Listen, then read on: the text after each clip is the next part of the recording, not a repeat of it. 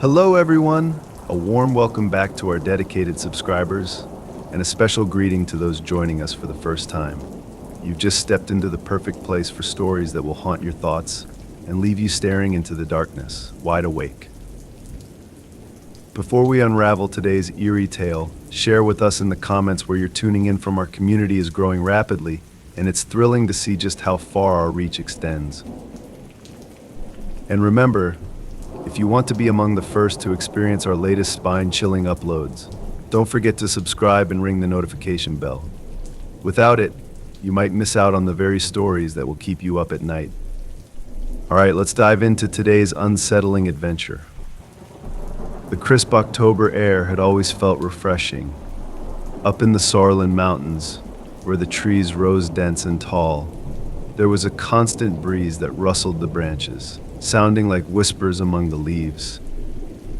I had grown up near these woods, spending most of my childhood exploring them with my best friend, Cal. His family had a modest home nestled at the end of a winding, mile-long drive surrounded by mansions owned by doctors and investment moguls. Despite their middle-class status, Cal's parents enjoyed the quiet isolation of the mountains, and so did we. That fall, both Cal and I had too much time on our hands. We were 17, just on the edge of adulthood, but still wrapped in the timelessness of youth. Cal was learning carpentry through a trade program, while I, impatient with high school, had dropped out early to get a head start on college. It was a strange lull between responsibilities, so we spent it as we always had, wandering the woods behind Cal's house and making camp in a hidden nook we'd claimed as our own. Cal's parents were a mix of free-spirited and indifferent, something I'd always appreciated.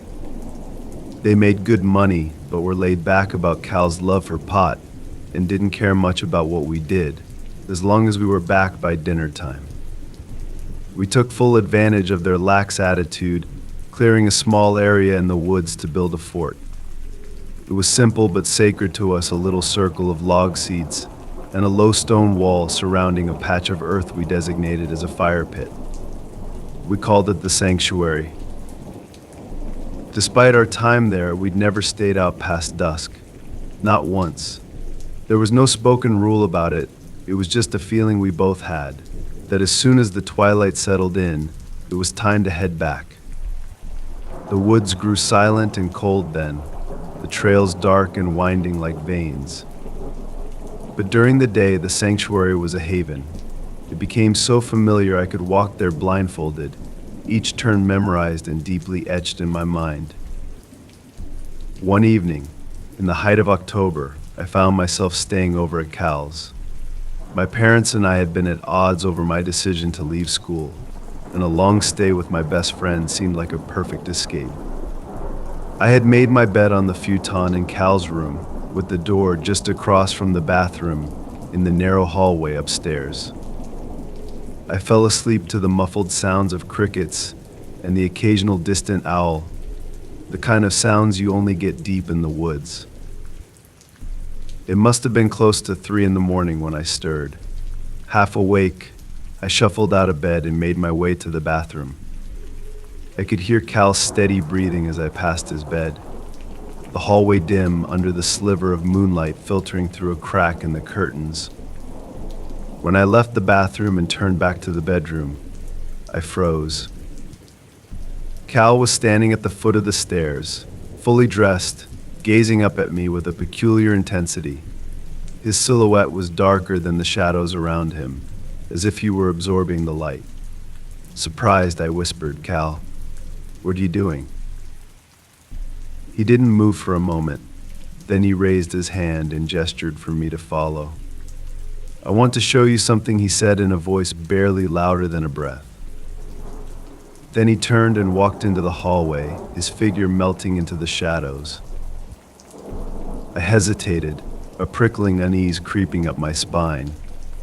But curiosity won over, and I slipped back into Cal's room to grab my boots, then made my way down the stairs as quietly as I could. I opened the back door, expecting to find him waiting on the deck, but he wasn't there. The outside lights were off, and the mountain night was darker than ink. For a moment, I thought I saw a hint of movement just at the tree line, a shadow slipping between the trunks. Cal, I called out, my voice swallowed by the night. The silence was thick and cold, and then I heard it, a faint voice, unmistakably Cal's, coming from deeper in the woods. I want to show you something, he called again, his voice low and flat, as if muffled by the trees. I sighed, feeling the familiar irritation that came with Cal's stunts. He was always pushing boundaries, eager to prove he was braver, tougher. I assumed he wanted to lead me to the sanctuary, probably to freak me out with some story about camping overnight. The silence of the woods was unnerving, though. There were no cicadas, no distant howl of an owl, just quiet, heavy and dense, pressing down around me. Still, I followed, stepping into the black maw of the trees. My breath was loud, harsh in my ears as I wove my way through familiar trails now twisted into strange shapes by the shadows. Occasionally, I'd stop and call his name, but only silence answered. The further I went, the stronger the feeling of dread clawing up my back. I wanted to turn back, to find the comfort of the warm house and the dull glow of the porch light, but I couldn't just leave him out there. Halfway to the sanctuary, I paused. The trail ahead was a narrow stretch, winding through a cluster of pines so thick they seemed to block out even the hint of starlight above. I strained my ears, listening for the faintest sound of footsteps. Then, from directly behind me, I heard it. I want to show you something. I whipped around, heart thudding against my ribs. Cal was standing just a foot behind me, closer than he had any right to be without my hearing him approach. His face was in shadow, but I could make out the glint of his eyes, wide and unblinking. My mouth went dry, and I stammered, "Cal, what are you doing?" He didn't answer. Instead, he took a step backward, his movements slow, almost too fluid, as if his limbs were guided by invisible strings. His face never changed, that same blank, unseeing expression, the eyes fixed on me with unsettling intensity. Without thinking, I took a step back, my instinct screaming at me to run. But he turned and slipped deeper into the trees, and despite every alarm bell in my head, I found myself following him. He moved quickly, almost gliding over the uneven ground. I struggled to keep up, my flashlight casting jagged shadows that danced between the trees. My breaths came fast, echoing through the silence. The sanctuary loomed ahead, the familiar outline of our small fort barely visible in the faint moonlight. But something was wrong. As I stepped into the clearing, the air grew icy, colder than it had any right to be in October. I stopped at the edge of the clearing, my flashlight flickering as if struggling against the darkness that seemed to press in from all sides. Cal was standing in the middle of the fort, his back to me. He seemed smaller, almost shrunken, like a ghost of himself. He stood rigid, staring at something in the distance. "Cal," I called out, barely a whisper. Slowly he turned. His face was pale, almost translucent in the moonlight, his eyes wide and hollow. But there was something worse, a smile stretched across his face, thin and unnatural, as if he were wearing a mask. "Look," he whispered, pointing toward the trees. "Do you see them?" I turned to where he pointed, squinting into the dark. At first I saw nothing, just the dense shadows of trees. But then I saw them figures, moving in the distance, shadowy and indistinct, their movements jerky and unnatural. They hovered just beyond the tree line, barely visible, but close enough that I could make out the outlines of faces, all of them wearing that same unnatural smile. A chill ran down my spine, and I took a step back. "Cal, we need to go." But he didn't move. He stood there, watching them, his smile widening, eyes unblinking. I grabbed his arm, pulling hard. "Come on." He turned to me, his eyes suddenly blank and cold, as if he didn't recognize me. For a heart-stopping moment, I thought he might lash out. But then, slowly, he let me lead him back toward the house. My heart raced as we stumbled through the trees, my grip on his arm tight. We made it back to the house, my chest heaving with each panicked breath. I flicked on the porch light, bathing the yard in a comforting yellow glow. When I glanced back, I could see them, those shadowy figures still standing at the edge of the trees, watching. Cal's face had returned to normal, his eyes clear and confused. He looked at me, frowning. "What's wrong?" I opened my mouth to explain, but the words felt absurd. Instead, I shook my head, leading him inside and locking the door tight. We didn't go back to the sanctuary after that, and for weeks afterward, I'd catch glimpses of movement in the woods, strange shadows lurking just out of sight. Cal moved away a few years later, and we lost touch. I heard from a mutual friend that he died in his sleep, a heart attack, they said, but young as he was, it made little sense. Sometimes on October nights when the air turns sharp, I think back to that night.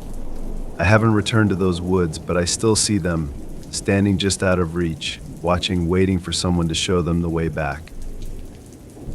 After years of saving and scouring listings, my wife Lila and I finally found what we thought was the perfect house. A cozy, modern home in a cul-de-sac on the outskirts of town. It was close enough to my job and a stone's throw from a good school district, a peaceful escape from city life. We'd barely unpacked when we learned that Lila was pregnant. Life had never looked so promising. That first night, however, was strange. I was struggling with insomnia, as I often did in new places, tossing and turning until I eventually gave up and wandered downstairs to the kitchen. The house was utterly silent, even the usual nighttime creaks seemed muffled. I poured myself a glass of water and decided to crack open the window above the sink, breathing in the cool, fresh air that flowed in. As I stood there, savoring the stillness, I heard a faint voice outside, coming from the neighbor's house next door. Glancing over, I could just make out the figure of an older woman standing by her side window, staring out at the sky. She looked to be in her 50s, with gray-streaked hair falling over her shoulders and wearing what looked like an old-fashioned house dress. She extended her hand as if offering a handshake to an invisible visitor, her voice barely reaching me through the night air. "A pleasure to meet you," she murmured, a slight tremor in her voice. "It's a lovely day, isn't it? Funny to think Halloween is so close." She repeated the gesture, shaking an invisible hand, looking up to the sky between phrases. My curiosity stirred as I watched her perform the ritual again, her head tilting back mechanically each time. Something felt off, her movements too robotic too. Practiced. I forced myself to turn away, chalking it up to a quirky neighbor and an odd first impression. The next morning, I'd almost forgotten the encounter until Lila brought it up. "You met Mrs. Hainsworth next door, right?" she asked, humming along to the radio while making breakfast. "Sort of. I saw her through the window late last night." She was. Talking to herself, I said, feeling silly. "Oh, stop," Lila teased. "She's probably just lonely." But there was something about the way Mrs. Hainsworth had looked, that blank expression as she practiced her handshake and strange greeting, that made it hard for me to brush off as simple eccentricity. 2 days later, I stepped outside to head to work, only to find Mrs. Hainsworth waiting by our driveway. Her face lit up when she saw me, and she reached out to shake my hand, cold and clammy as her thin fingers gripped mine. "Good morning," she said, her tone matching her rehearsed words. "I'm Mrs. Hainsworth, your neighbor." She then looked up at the sky, a stiff smile fixed on her face. What a beautiful day. Hard to believe Halloween is almost here. It was exactly the same line she'd repeated that night through her window, word for word.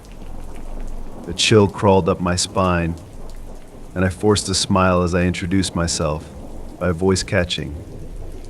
Lila waved from the door, her eyes narrowing as she watched our interaction, sensing something strange. As Mrs. Hainsworth turned and left, her head pivoted at a near impossible angle, her gaze lingering on our house. Lila came out to join me, crossing her arms and shivering. "That was creepy," she murmured. It was like she was a recording on a loop. We both laughed, but the moment lingered with me all day, tugging at the edge of my mind. That night, lying in bed, I couldn't shake the odd encounter. As I stared at the ceiling, I decided I'd probably imagined her stiffness, or maybe she was rehearsing a greeting for us and got nervous in the moment. But at around 2 a.m., I woke up with a start. Something had jarred me from sleep.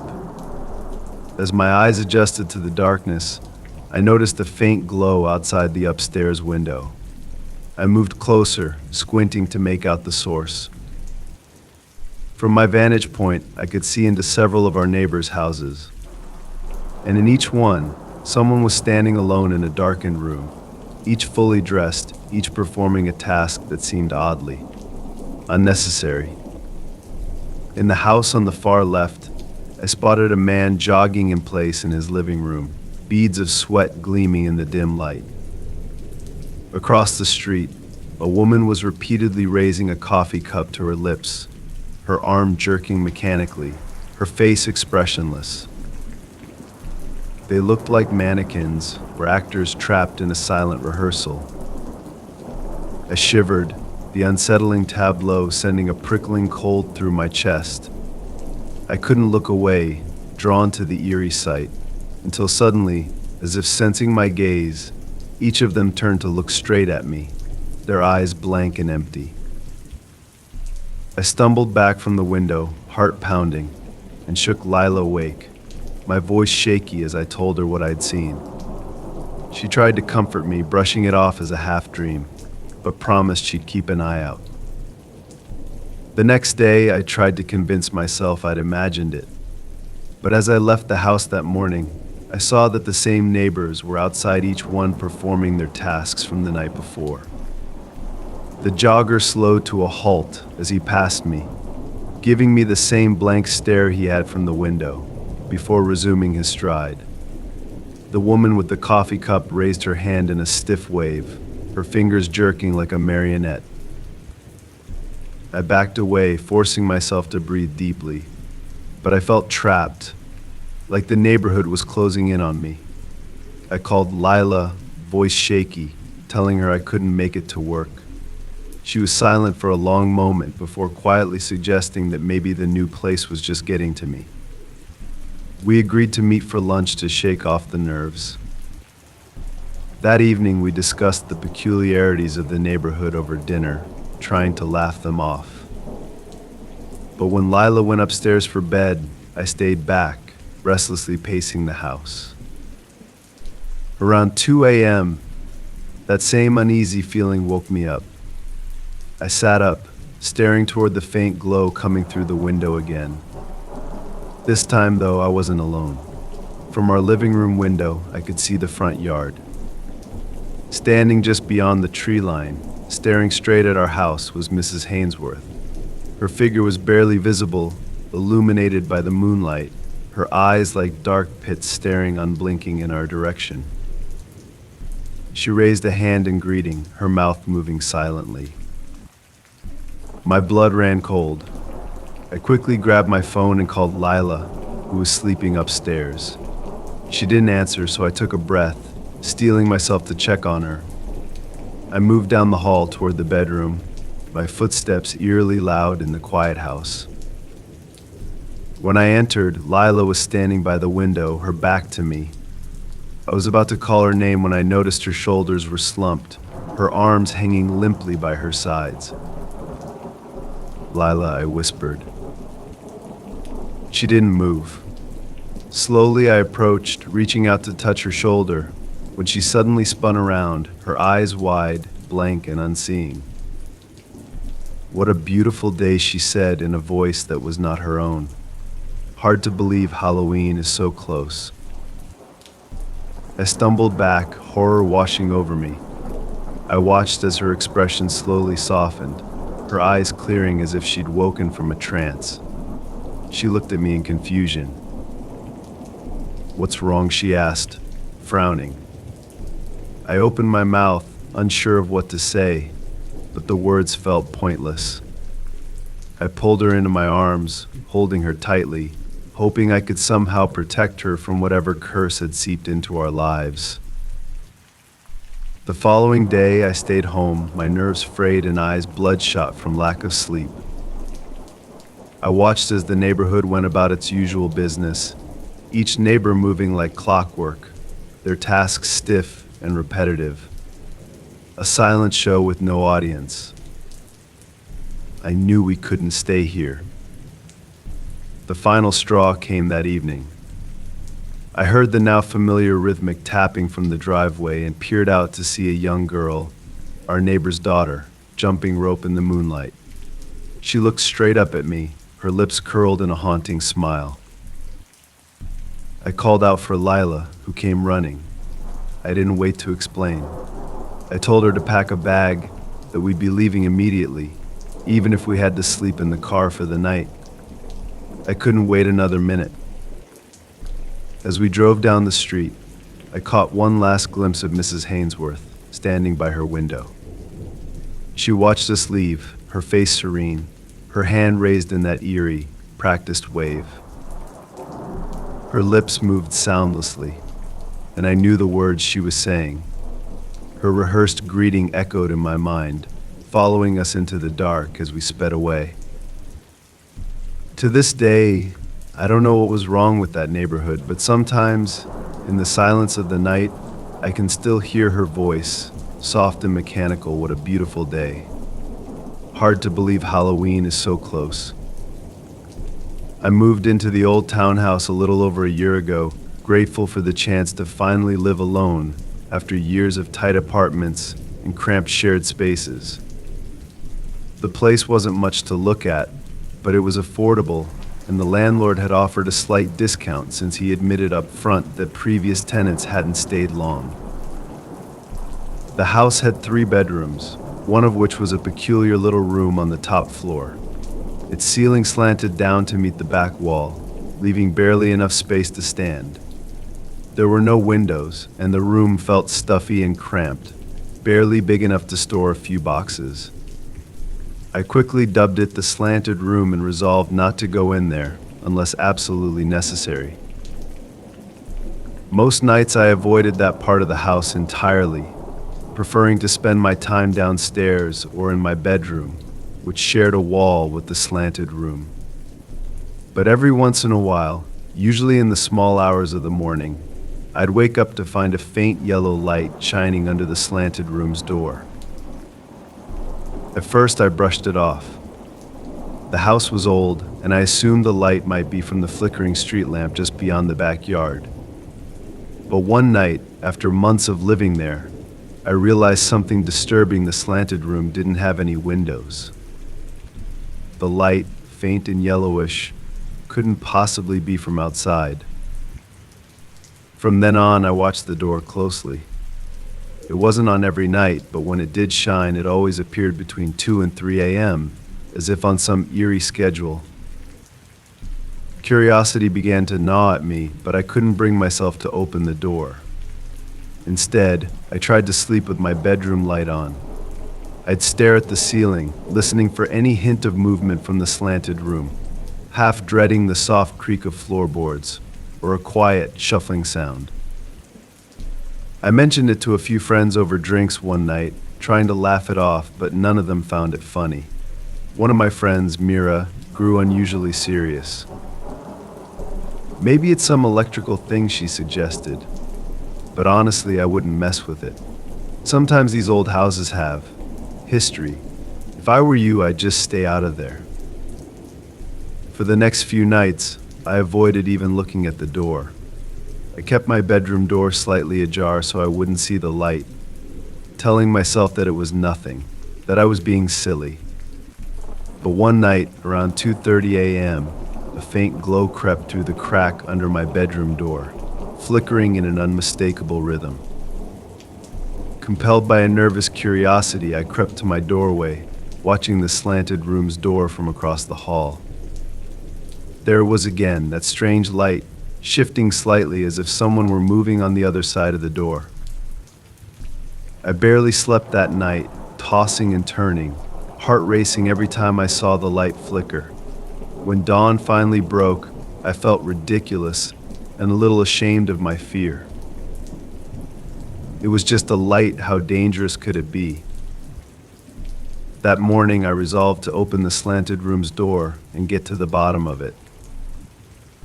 Just as I placed my hand on the cold doorknob, a shiver ran down my spine.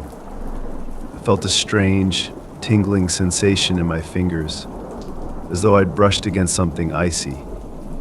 Ignoring the prickling unease, I slowly turned the handle and pulled the door open. The room was empty, just as I'd left it. A bare bulb hung from the ceiling, swinging slightly as if it had recently been disturbed.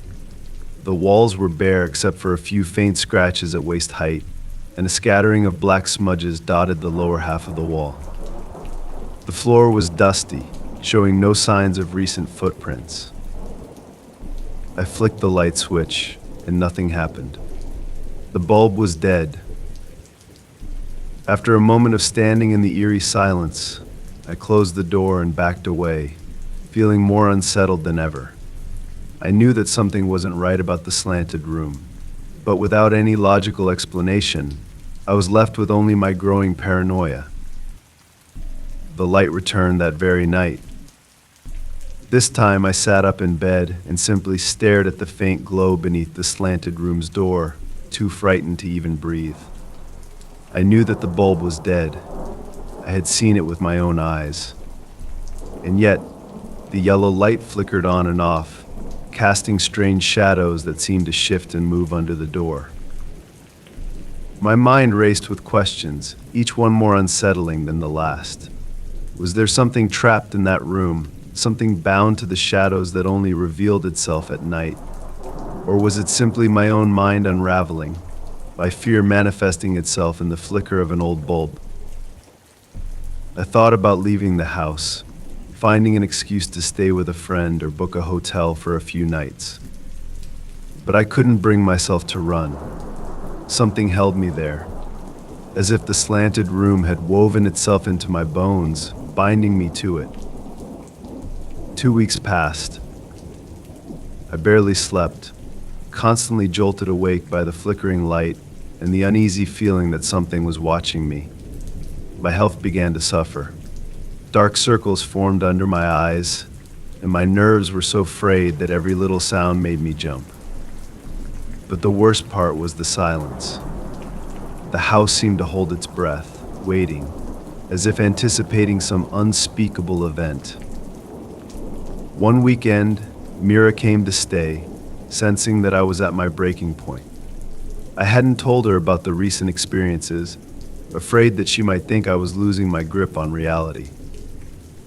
I left out a spare key for her and went out to pick up a few supplies, grateful for the chance to escape the oppressive silence of the house. When I returned that evening, Mira was pale and jittery, glancing over her shoulder as though she expected something to leap out of the shadows. What happened, I asked, dread pooling in my stomach. She hesitated, then gestured toward the slanted room. I went in there, she whispered. The light was on, even though the bulb is dead. I swear I heard footsteps coming from right behind me. I turned around, but there was nothing there. I tried to leave, but the door, it wouldn't open. Her hands shook as she took a long, shaky breath. I had to bang on it until it finally swung open on its own. I think there's something in that room, something we shouldn't mess with. The fear in her voice confirmed my worst suspicions. The slanted room wasn't just an odd quirk of an old house, it was something far darker, a place that didn't belong in the world of the living. That night, I barricaded my bedroom door, pushing my dresser in front of it and crawling into bed fully clothed, my heart pounding with anticipation. Around 3 a.m., I woke up to a loud thud, like someone banging against the slanted room's door. The light had returned, brighter than ever, casting an eerie glow that seeped through the cracks of the door frame and under the door, filling the hallway with a sickly, pulsating yellow. I stared, frozen, unable to look away as the light flickered and pulsed, casting shadows that seemed to twist and writhe like living things. Slowly, I crept toward the door, barely daring to breathe. I could feel the icy draft emanating from the slanted room, prickling my skin as I reached for the handle. My hand hovered over it, fingers trembling, when suddenly the light vanished, plunging the house into a heavy, oppressive darkness. I backed away, my heart hammering as I fumbled for the light switch in my bedroom. The room lit up, casting warm, comforting light over my surroundings, but the dread didn't fade. The silence was louder than ever, pressing down on me until it felt like a weight on my chest. The next day, I began searching for a new place to live. I couldn't take it anymore. The slanted room had become a nightmare, its malevolent presence filling my every thought, haunting me even in the safety of daylight.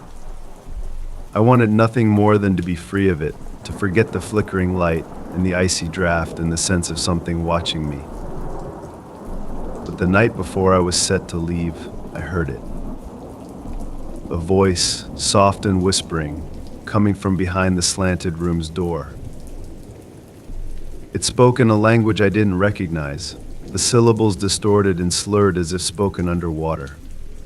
I pressed my ear to the wall, straining to understand, and felt a chill seep into my bones, as though the words themselves carried a cold, deadly power. Suddenly the light flared to life, blinding and golden, seeping through the cracks of the slanted room's door. The handle twisted, and the door creaked open a fraction of an inch, just enough to reveal a glimpse of something. Dark and waiting, a shape that didn't belong. I stumbled backward, panic flaring as I grabbed my keys and fled the house, not daring to look back.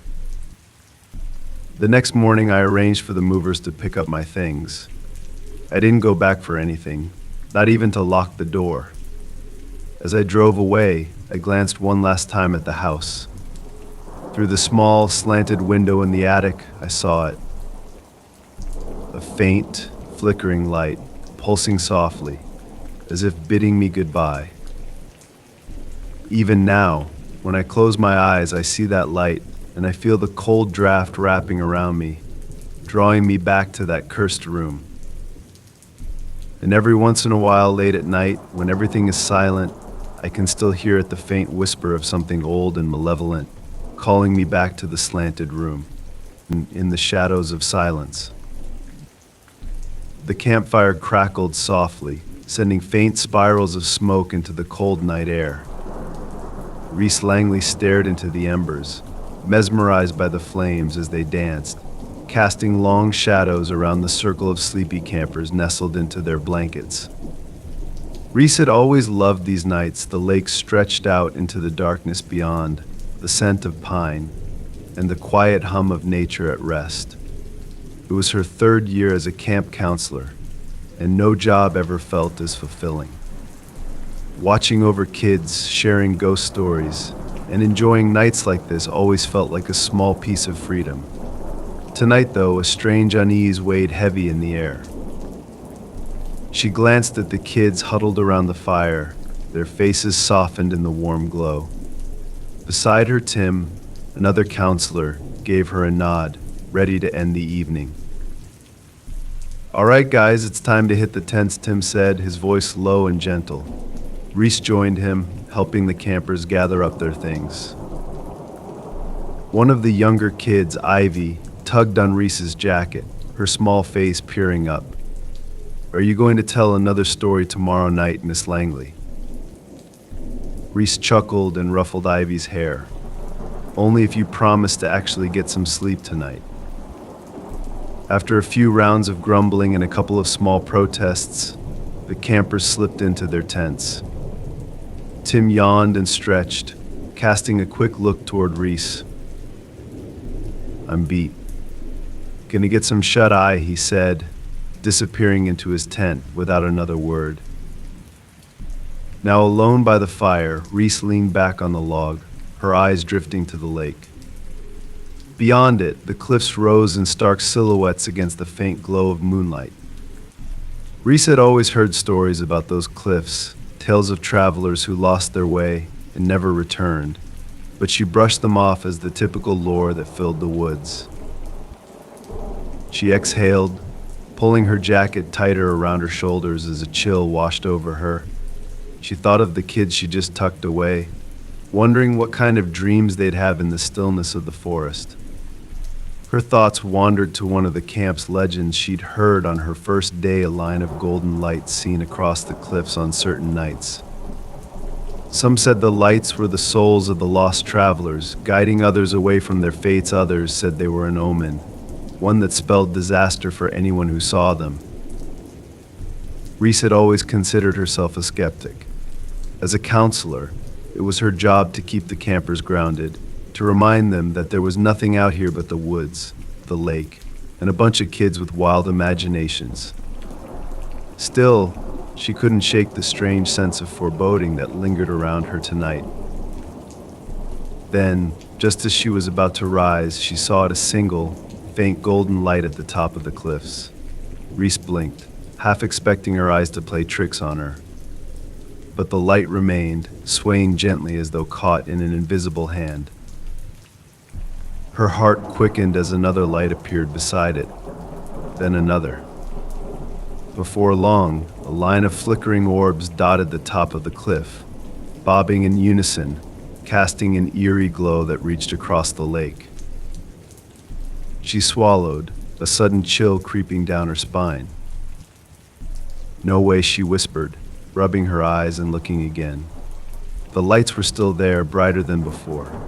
Reese stood, her mind racing with every ghost story and eerie tale she had ever heard. But she was a counselor. She had to be rational. Ignoring the uneasy feeling gnawing at her, she turned toward the line of tents, intending to tell Tim, only to hesitate. They'd all spent a long day canoeing and hiking. The last thing she wanted was to cause panic over something that was likely nothing more than a reflection of stars or fireflies on the cliffs. "Calm down," Reese, she whispered, forcing a shaky laugh. "It's just a trick of the light." But the words did little to reassure her. She took a deep breath, glancing back at the cliffs. The lights continued their silent dance, hypnotic and strange, casting an amber glow against the night. Reese felt the skin on her arms prickling with a cold dread she couldn't explain. She turned away from the lake, determined to push it out of her mind. But just as she did, a voice, faint and echoing, drifted toward her across the lake. "Help." Reese froze, her breath catching in her throat. The voice was low, barely audible, yet unmistakable, a voice pleading for help. She scanned the lake, straining her ears, but silence returned, heavy and thick. Reese shook her head, brushing it off as a trick of the wind or her imagination. It was late. She was tired. This was how all scary stories started, right? She took one last look at the cliffs, the lights still hanging there like silent sentinels, before heading toward her tent.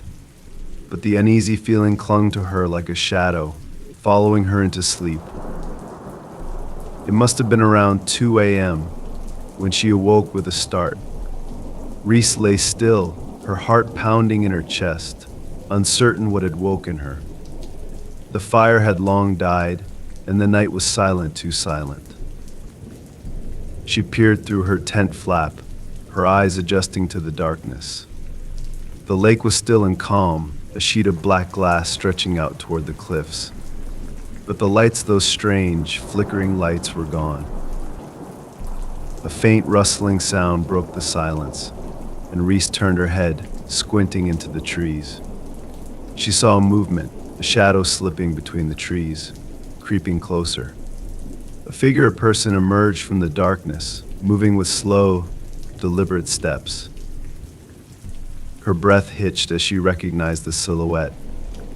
It was Tim, his face pale and his eyes wide, moving as though in a trance. "Tim," she whispered, her voice barely audible. He didn't respond, his gaze fixed straight ahead, as if he were sleepwalking. Reese scrambled out of her tent, reaching out to him. "Tim, are you okay?" Still, he said nothing, his eyes vacant and hollow, staring through her. Without a word, he brushed past her and continued walking, his steps leading him toward the lake. "Tim," she called again, louder this time, panic rising in her chest. She followed him, her feet crunching softly against the forest floor. But no matter how close she got, he seemed oblivious, as if he couldn't even see her. Reese glanced back at the camp, tempted to wake the others, but she couldn't leave Tim alone. Heart pounding, she followed him down to the lake's edge, where he finally stopped, standing motionless, his eyes fixed on the cliffs across the water. Reese touched his shoulder, her fingers cold against his skin. "Tim, what's going on? Talk to me." His lips parted, and in a voice that was not quite his own, he whispered, "They need our help." Reese's blood ran cold. Who needs our help? But Tim only shook his head, a glazed look in his eyes. His hand lifted, pointing toward the cliffs, where the golden lights had appeared. But now they were gone, leaving only darkness. "It's too late," he murmured, his voice barely a whisper. "They're already lost." Reese took a step back, her mind racing. She grabbed Tim's arm, pulling him away from the lake. "Come on, we're going back to camp," she said, trying to sound firm despite the terror clawing at her. She led him back toward the tents, refusing to look back at the lake. Once they were a safe distance from the water, Tim seemed to snap out of his trance, his eyes regaining their clarity. He blinked, looking around in confusion. "Reese, what's going on?" Reese released his arm, exhaling a shaky breath. "You were sleepwalking. Do you remember anything?" Tim shook his head slowly, a frown creasing his brow. I don't know. I just felt like I had to go somewhere, like someone was calling me." A chill washed over Reese as she recalled the faint voice she had heard earlier, the one pleading for help. She opened her mouth to say something, but a loud scream tore through the silence, shattering the stillness of the night. Both Reese and Tim whipped around, their eyes widening as they saw Ivy, the youngest camper, standing at the edge of her tent, her face pale and terrified. "There's someone by the lake," Ivy stammered, her voice trembling. Reese and Tim exchanged a quick glance before rushing over to Ivy. She pointed toward the water, her hand shaking. "There were lights," Ivy whispered, her voice barely audible, and shadows. They were calling my name." Reese's heart raced as she looked back at the lake. The lights were gone, the water as still as glass, but the memory of those golden orbs lingered, filling her with a deep, unshakable dread. She wrapped her arm around Ivy, pulling her close. "It's okay, Ivy. You're safe now. We're all going back to sleep. Together." But as they led Ivy back to her tent, Reese couldn't shake the feeling that something was watching them from the darkness, waiting, lurking just beyond the edge of the firelight. She exchanged a final glance with Tim, both of them understanding without words that this was not over.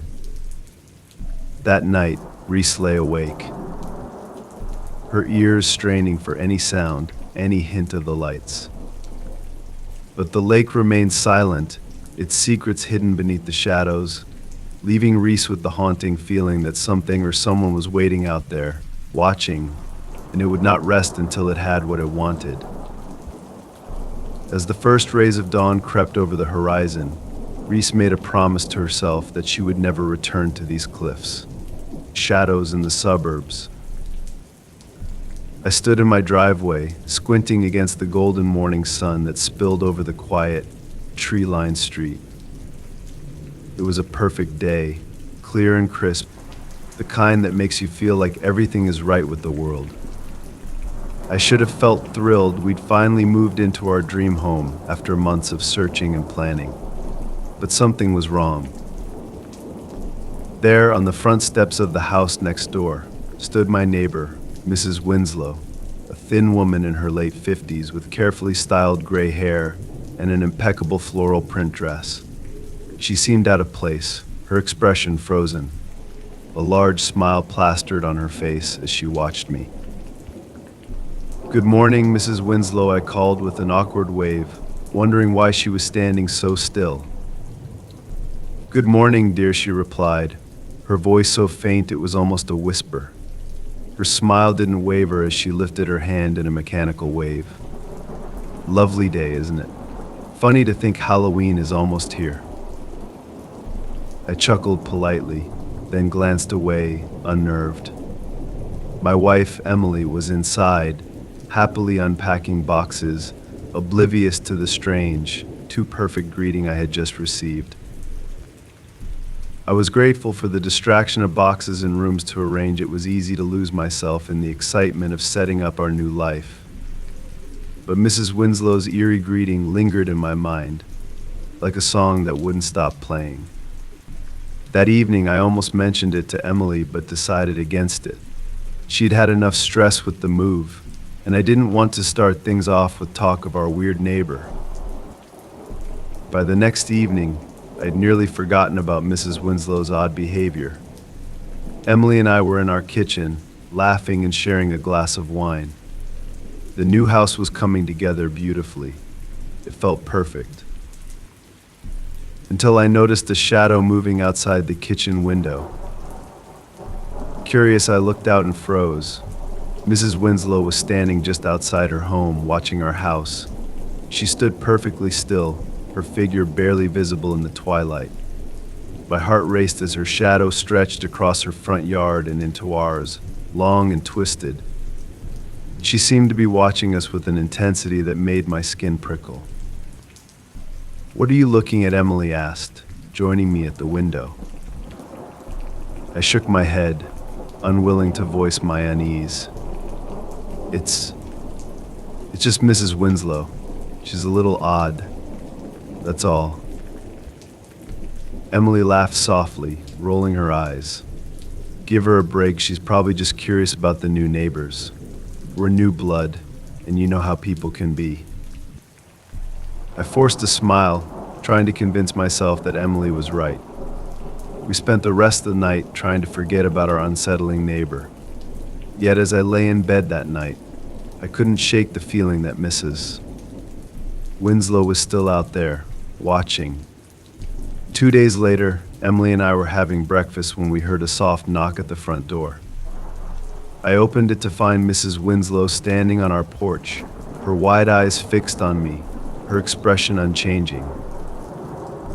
"Good morning," she whispered, her voice a hollow echo. "I'm Mrs. Winslow, your neighbor. Welcome to the neighborhood." Before I could respond, she extended her hand, her fingers cold and bony, almost clammy. I shook it, suppressing a shiver, and noticed her fixed gaze on my face, her eyes reflecting nothing but the cold, gray morning light. "Thank you, Mrs. Winslow," I managed, taking a step back. "It's nice to meet you." Yes, she replied, her voice eerily formal. A nice day, isn't it?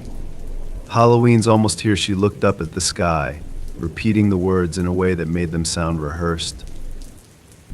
My pulse quickened as her gaze dropped back to me, that unnerving smile never faltering. If you need anything, don't hesitate to call on me. She turned and walked away, her steps stiff and measured, like a wind-up doll moving in slow motion. I watched until she disappeared into her house. Emily came to the door, an eyebrow raised. What was that about? Just. Mrs. Winslow. She's strange, isn't she? I muttered, trying to shake off the encounter. Emily laughed again, clearly unfazed, and patted my shoulder. Some people are just lonely, that's all she said, shrugging. But there was an unease in her eyes too, a glimmer of something unspoken. A few nights later, I woke up around 2 in the morning, my mouth dry. I got up to get a glass of water, and as I reached the kitchen, I glanced out the window. My heart stopped. In the faint moonlight, I saw Mrs. Winslow standing on her front porch again, dressed in the same floral dress, her eyes fixed on our house. Her hand was raised, and she waved slowly, her mouth curling into that same disturbing smile. A chill swept over me. I called out, "Hello." Her head cocked slightly, as though she hadn't heard me, and then she turned and walked back into her house, her figure vanishing into the shadows. I stood there, staring at her empty porch, wondering if I'd dreamt the whole thing. But the chill that lingered told me I hadn't. The next day, I couldn't resist the urge to investigate. When Emily went out to pick up groceries, I made my way to Mrs. Winslow's front porch, heart pounding. Her house was eerily quiet, the curtains drawn tight. I approached her door and raised my hand to knock, but the door creaked open before I could touch it. Startled, I peered inside, calling softly, "Mrs. Winslow." Silence.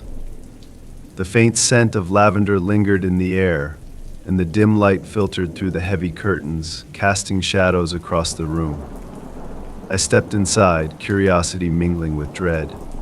The house was neat, unnaturally so, as if it hadn't been lived in for years. Every surface gleamed, and not a speck of dust marred the floor or furniture. I reached the living room, my eyes drawn to a framed photograph on the mantel. It was a black and white picture of Mrs. Winslow, smiling stiffly, her face much younger but somehow just as unsettling. Beside her in the photo was a man I assumed to be her husband, though his expression was tense, almost fearful. The photo sent a shiver down my spine. Suddenly, a faint noise echoed from upstairs. My heart skipped a beat, and I spun around, listening. It sounded like footsteps. I backed away, a rising dread twisting in my stomach. As I turned to leave, I felt something cold brush against my arm. I gasped and spun around, but there was no one there. Trembling, I bolted from the house, slamming the door behind me and racing back home. That night I lay awake, my mind racing. Emily was asleep beside me, but I was haunted by images of Mrs. Winslow's eerie smile, the silence in her house, the phantom footsteps. I tried to convince myself it was just my imagination, but the fear was too real. At around 3 a.m., I heard a sound outside, something tapping, like fingernails scraping against glass. Heart hammering, I sat up and peered out the bedroom window. Mrs. Winslow was standing on our lawn, her face pale in the moonlight. She was staring up at our window, her eyes wide and unblinking. My skin prickled with fear as I realized she was mouthing something, her lips moving silently, her hands clutched to her chest. "What? What is she doing?" I whispered, shaking Emily awake. She sat up groggily, her eyes widening as she saw Mrs. Winslow on the lawn.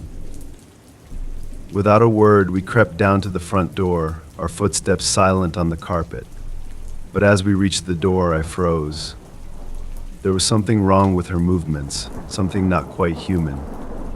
Her arms hung stiffly at her sides, and her head tilted to one side as though listening. As we watched, she lifted her hand and began scratching at our door, her fingers trailing slowly down the wood, leaving faint marks. "Mrs. Winslow," I called, my voice shaky. She didn't respond, her hand continuing to trace long, slow scratches against the door. Her eyes were blank, her face expressionless. I reached out, twisting the lock on the door, sealing it tightly. The scratching stopped abruptly, and she lowered her hand, staring at the door in silence. Emily and I backed away, exchanging terrified glances, unsure of what to do. Just as suddenly as she'd started, Mrs. Winslow turned and walked back to her house, her figure blending into the shadows. The next morning, we decided to ask around about Mrs. Winslow. We learned from a neighbor that her husband had died years ago, under mysterious circumstances. Mrs. Winslow had lived alone ever since, rarely leaving her house and seldom speaking to anyone. She's been acting strange for years, an elderly neighbor told us, her eyes wide with fear. But lately, something's changed. It's like she's not herself anymore. That evening, as we sat in the living room, we heard a faint sound echoing from the street. A slow, eerie melody drifted through the night, like a lullaby sung by someone who had long forgotten the words. We looked at each other, fear twisting our stomachs. It was her. I glanced out the window, and there, on the sidewalk, Mrs. Winslow was pacing back and forth, her head tilted, her mouth open in an empty, silent scream. Her eyes were wide, unfocused, as she wandered the street, mouthing words we couldn't hear. We watched, unable to move, as she continued to pace. Then, without warning, she turned and walked away, vanishing into the night. We never saw her again. For months afterward, I couldn't shake the feeling of being watched.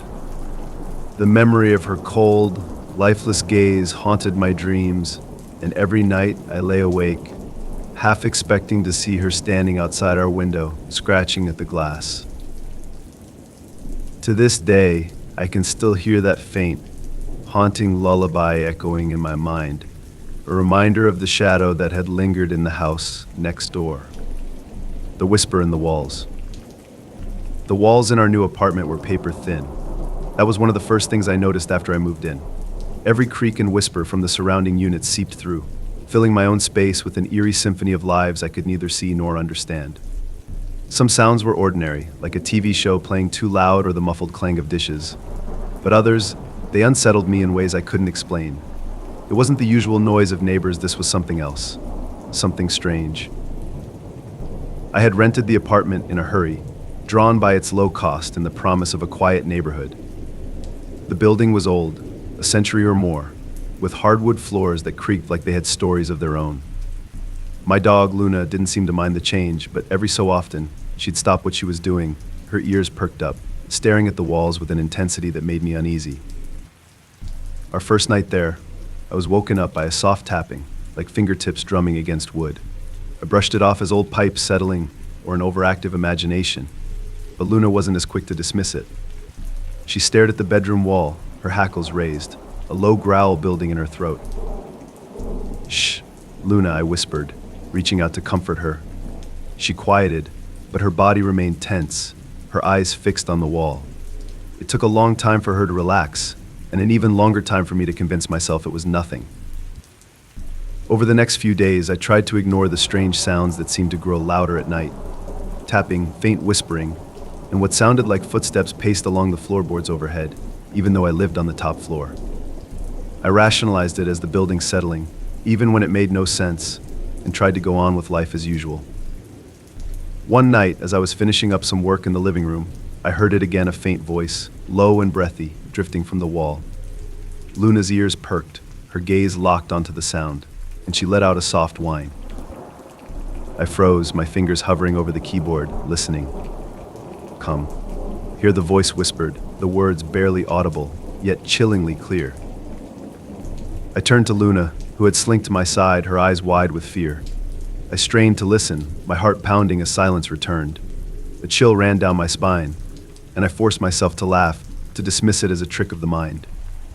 But Luna refused to leave my side that night, her small, warm body pressed close against me in bed. The next day, I decided to ask my landlord if he'd ever heard of anything unusual about the apartment. He was an elderly man, well-meaning but slightly aloof, and I half expected him to brush off my concerns. Unusual, he asked, a vague smile forming as he scratched his head. This old place has seen its share of tenants over the years. Some left in a hurry, others, well, they just left. He chuckled softly, and the sound echoed uncomfortably in the empty hallway. Nothing to worry about, though he added, with a shrug. These walls are thin. You'll get used to the noises. I left the conversation feeling more unsettled than reassured. When I returned to the apartment, I resolved to ignore the whispers, to chalk it all up to an overactive imagination and thin walls. Like he said. But the next night, everything changed. I was lying in bed, half asleep, when I heard a soft, rhythmic scratching. My eyes snapped open, and I lay still listening. It sounded as if someone was dragging something sharp across the wall, a slow, deliberate scrape that made my skin crawl. I turned to look at Luna, who was standing at the foot of the bed, her body rigid, ears flattened against her head. She stared at the wall, her entire body trembling. "Who's there?" I called out, my voice a hushed whisper, immediately regretting speaking out loud. My question hung in the air, met only by silence. I felt foolish, talking to the empty room, but the silence didn't last. Moments later, the scratching resumed, louder this time, as though whatever was making the noise was growing more insistent. Heart pounding, I got out of bed and moved toward the wall, pressing my ear against the cool surface. The scratching stopped abruptly, and for a moment I thought it was over. But then, just inches from my ear, a whisper drifted through the wall, chilling me to my core. "Help me." I stumbled back, clutching my chest, my heart racing. It was no longer possible to pretend it was my imagination. I had heard a voice, clear as day, pleading for help. I stared at the wall, dreading whatever it was that lay hidden behind it. For the next several nights, I barely slept. The scratching and whispering grew louder, more frequent, filling every corner of my apartment with an oppressive, inescapable presence. Luna refused to leave my side, following me everywhere, her tail between her legs, her body tense. I tried everything wearing earplugs, blasting music, even sleeping with the lights on. But nothing helped. The whispers continued, relentless and insistent, growing louder with each passing night. Then, one night, as I lay in bed clutching Luna, the voice changed. It was no longer pleading, no longer asking for help. It was angry, furious. "Why won't you come?" it hissed, the words sending a shockwave of fear through me. I squeezed my eyes shut, covering my ears, but the voice was relentless, creeping into my mind, no matter how hard I tried to block it out. The next morning, exhausted and terrified, I decided to call in some professional help. I didn't know who to reach out to for something like this, but after a few hours of online research, I found a paranormal investigator who was willing to check the place out. That evening, a woman named Camille arrived, her expression serious as she examined the apartment. She moved from room to room, her face growing more concerned with each step. When she reached the bedroom, she stopped, her gaze fixed on the wall where I'd heard the whispers. "There's something here," she said softly, closing her eyes as if trying to sense its presence. "I can feel it, a restless energy." She placed a hand on the wall, her expression tightening. "It's trying to reach you. Something terrible happened here, something that left a mark." I swallowed hard, feeling a mix of relief and fear. At least I wasn't losing my mind. "Can you make it stop?" I asked, desperation in my voice. Camille nodded slowly. "I'll do my best. But you need to be prepared. Sometimes when spirits feel ignored, they become more demanding." The words sent a shiver through me. Camille spent the next hour performing some kind of ritual, murmuring words I didn't understand, lighting candles and burning herbs that filled the apartment with a pungent, smoky scent. When she was done, she turned to me, her face pale. I think I've calmed it, but be careful. Sometimes spirits like this, they don't like to be silenced. For a few days, the apartment was blissfully quiet. The scratching, the whispers, all of it disappeared, leaving a heavy silence that felt like a blessing. I slept soundly for the first time in weeks, relieved to finally have peace. But then, on the fifth night, I woke to a familiar sound of faint tapping coming from the wall beside my bed. I sat up, my heart racing, straining to listen. The tapping grew louder, more insistent, and then from the depths of the wall, I heard it again. "Why did you ignore me?" The voice was cold, angry, filled with a hatred that sent a wave of terror through me. Luna whimpered beside me, pressing herself against my side, trembling. I clutched the sheets, my mind racing. "What do you want?" I whispered, my voice barely audible. The reply was immediate, the words cutting through the air like a blade. "Come to me."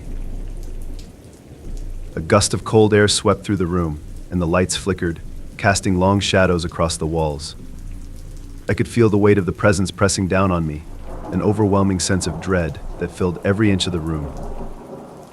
Desperate, I grabbed Luna and bolted from the apartment, not stopping until I was outside, breathing in the crisp night air. I spent the rest of the night at a friend's house, too terrified to go back.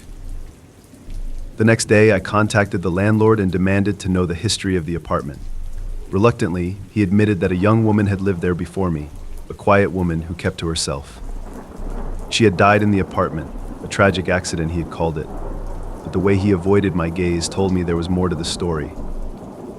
"Please, just tell me the truth," I pleaded, desperate for answers. He sighed, glancing around as if to make sure no one was listening. She was found in the wall. They said she had been trying to escape, that she'd somehow gotten trapped. But no one knows how. When they found her, she'd been clawing at the wall, trying to get out. There were scratches everywhere. His voice trailed off, and I felt a wave of nausea wash over me. The scratching, the whispers, the voice pleading for help, it had all been her. I moved out that same day, packing my things in a rush and leaving without looking back. Even now, months later, I still hear her voice in my dreams, calling to me, pleading, whispering in a voice that chills me to my core. I only hope she finds peace, that somehow someone helps her find the freedom she so desperately sought. But as for me, I'll never live in another old building again, and I'll never ignore the whispers in the walls, the mirror room. When I inherited my Aunt Miriam's house, I was more surprised than anything else. My aunt and I hadn't been particularly close, and I had only been to her old Victorian home a handful of times as a child. The house had always seemed imposing, looming tall at the end of a secluded street, its faded facade hiding secrets only the oldest homes could possess. As a kid, I'd been afraid of the house, especially the large, dimly lit room on the second floor that Aunt Miriam had always kept locked. She called it the mirror room. I remembered glimpsing it once through a crack in the door. Every wall was covered in mirrors, floor-to-ceiling glass that stretched from one end to the other. The mere sight of it had given me chills. When Aunt Miriam passed away, I was her only living relative, so the house went to me. I arrived with a mix of reluctance and curiosity, my thoughts tangled in memories of my aunt and the house she'd been so private about. Moving in felt surreal. Despite its grandeur, the house had been neglected, its rooms cloaked in dust and cobwebs, and each step I took seemed to echo endlessly.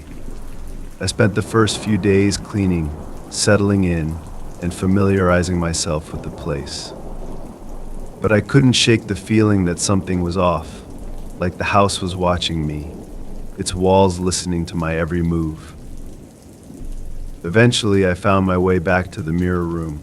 The door, which had been locked all those years ago, now stood ajar, almost as if it had been waiting for me. Heart pounding, I stepped inside, my footsteps muted by a thick layer of dust on the floor. The room was just as I remembered, yet eerier in the dim light that filtered through a high, narrow window. Mirrors lined every inch of the walls, their surfaces clouded with age. As I looked around, I realized the mirrors weren't all the same. Some were new, clear and reflective, while others were old, with frames tarnished by time, their surfaces warped and faded, showing glimpses of my reflection as though through water. Standing in the center of the room, I felt a chill run down my spine. My own reflection seemed to multiply, distorted and twisted in the various mirrors, creating the illusion of a crowd surrounding me. I turned to leave, the strange weight of the room pressing against my back, but something stopped me. A faint sound, a soft, almost imperceptible whisper floated through the silence. I froze, straining to listen, but the room was silent. Shaking off the unease, I left, telling myself it was just my imagination. After all, a room full of mirrors was bound to feel strange. I locked the door behind me and resolved to ignore it. But that night, the whispers returned. Lying in bed, I awoke to the soft, rhythmic murmur drifting through the house. I sat up, trying to pinpoint its origin, and my eyes drifted toward the ceiling, toward the direction of the mirror room. The whispering grew louder, voices overlapping, merging into a quiet, haunting chorus. They were neither angry nor sad, but they carried a strange urgency that sent a chill through me. I couldn't understand what they were saying, but the sound was unmistakable, a soft, echoing plea. "Who's there?" I called, my voice trembling. The whispers stopped abruptly, leaving a heavy silence that pressed down on me.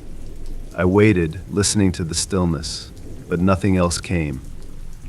After a while, I lay back down, trying to convince myself it was just the wind, an old house settling, the creaks and groans of ancient wood and plaster. But deep down, I knew it was something more. The next day, curiosity got the best of me. I returned to the mirror room, this time during daylight, hoping it would feel less intimidating. As I stepped inside, the room seemed colder than the rest of the house, its stale air thick with dust. My reflection met me from every angle, my own eyes staring back, multiplied into infinity. Tentatively, I approached one of the older mirrors, its surface so clouded that my face was barely visible. I reached out, running my hand over the glass, and felt a strange pull, a magnetic sensation that made my fingers tingle. Then, something strange happened. Out of the corner of my eye, I caught movement not my own, but another figure, standing just behind me. My heart skipped a beat, and I whipped around, but the room was empty. Turning back to the mirror, I felt my blood run cold. There, in the fogged glass, a figure stood, a woman with pale skin, dark hair, and hollow eyes, her expression unreadable. She looked familiar, her gaze piercing, as though she could see into my soul. I backed away, heart pounding, but she remained, her image fading only when I was nearly out the door. I stumbled back, slamming the door shut, my hands shaking. The woman's face lingered in my mind, her eyes sad, almost pleading, like she was trying to tell me something. I couldn't explain it, but I knew I had seen her before. She was part of the house, part of its history, a shadow that refused to fade. That night, the whispers returned, louder than before, filling every corner of the house. It was as if the walls themselves were alive, pulsing with the voices of the past. I lay in bed, clutching the blankets, my eyes fixed on the darkened ceiling as the voices rose and fell, echoing like a forgotten melody. Desperate for answers, I began searching through the house, sifting through old documents, letters, and photographs that had belonged to my aunt. I found an old family album, its pages yellowed and brittle. As I flipped through it, I stopped at a photograph that sent a shiver through me. There, staring back at me, was the woman from the mirror, her face unmistakable. She stood beside Aunt Miriam, her expression somber, her eyes hollow. Scrawled beneath the photo in faint ink were the words Eleanor, 1923. The date was nearly 100 years old. How could she still be here, her face haunting the mirrors of a house she should have long left behind? I couldn't sleep that night. The whispers grew louder, pressing against my mind, filling my dreams with images of Eleanor, her sad eyes following me, her voice a soft, endless plea. The next morning, exhausted and desperate, I returned to the mirror room. This time I was determined to face whatever was waiting for me, to understand the ghost that lingered within these walls. Eleanor, I whispered, my voice trembling. Are you here? Silence filled the room, thick and heavy. Then, from somewhere deep within the mirrors, a soft voice responded. Yes. I took a step back, my heart pounding. Why are you here? What do you want? Her voice was faint, almost lost within the mirrors, but her words sent a chill through me. I want to be free. The sadness in her voice was palpable, a weight that pressed down on me, filling me with a sorrow that was not my own. I didn't know how to help her, didn't understand why she was trapped here. But I knew, somehow, that she had been waiting for me. I spent the next several days researching Eleanor, searching for any clue that might explain her presence in the house. Through old records and family stories, I pieced together a tragic tale. Eleanor had been Miriam's older sister, a woman who had lived in this very house, confined to the mirror room after a breakdown that no one understood. She had spent her days alone, her only companions the reflections that surrounded her. Rumor had it that Eleanor had died in the mirror room, her spirit trapped within the glass, unable to move on. Aunt Miriam had kept the room locked, forbidden to anyone, in the hope that Eleanor would finally find peace. But Eleanor had remained, her voice lost in whispers, her face lingering in the glass, a forgotten soul bound by sorrow. The last night I spent in the house, I returned to the mirror room one final time. The air was heavy, charged with a strange electric energy. The mirrors seemed to pulse, their surfaces alive with faint reflections, shifting and moving, as though the glass held a world of its own. Eleanor, I whispered, staring into the largest mirror, my own reflection merging with hers. I'm here. Show me how to help you. Her face appeared slowly, emerging from the depths of the glass, her eyes locked onto mine. She reached out, her hand pressing against the glass, and I did the same, feeling a cold, tingling sensation that spread through my fingers.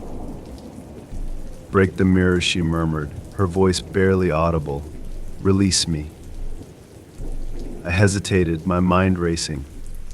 The thought of shattering the mirrors filled me with dread, but the sadness in Eleanor's eyes was undeniable, her plea unrelenting. Taking a deep breath, I grabbed a chair and swung it at the nearest mirror. The glass shattered, fragments scattering across the floor. One by one, I broke the mirrors, each shattering with a sound like a distant scream, until the room was filled with broken glass and a cold, heavy silence. When I turned back to the last mirror, Eleanor's reflection was gone. The room was empty, the air still, as though a weight had been lifted. As I left the house that night, a strange peace settled over me. I could almost feel Eleanor's presence fading, her spirit finally free from the mirrors that had held her captive. I never returned to the house, and I sold it soon after. But sometimes, in the quiet hours of the night, I think I hear her voice, a soft whisper of gratitude, an echo of a life finally laid to rest. The night was still, with an oppressive silence hanging in the air. Amelia had fallen into a restless sleep, where dreams flickered like shadows, unclear but haunting. Pale moonlight streamed through the curtains, casting ghostly patterns on the floor.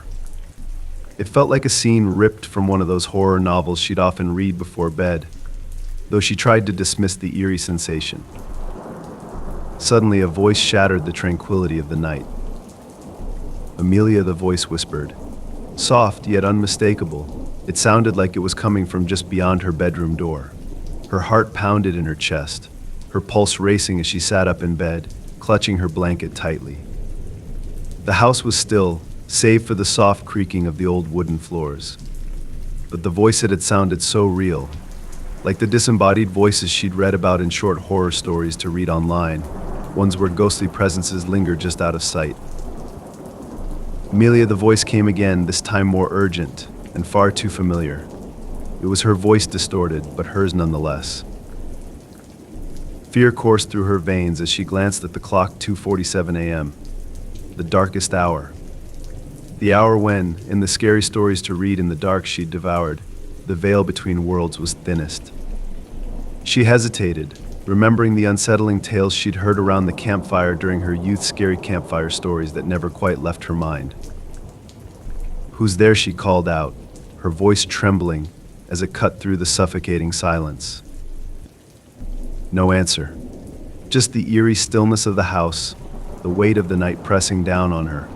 Every sound, the ticking of the clock, the rustling of the wind outside, seemed amplified. Her instincts told her to stay in bed, but curiosity, the same kind that had always drawn her to good horror novels, compelled her to rise. Amelia's mind raced, flickering between the rational and the paranormal.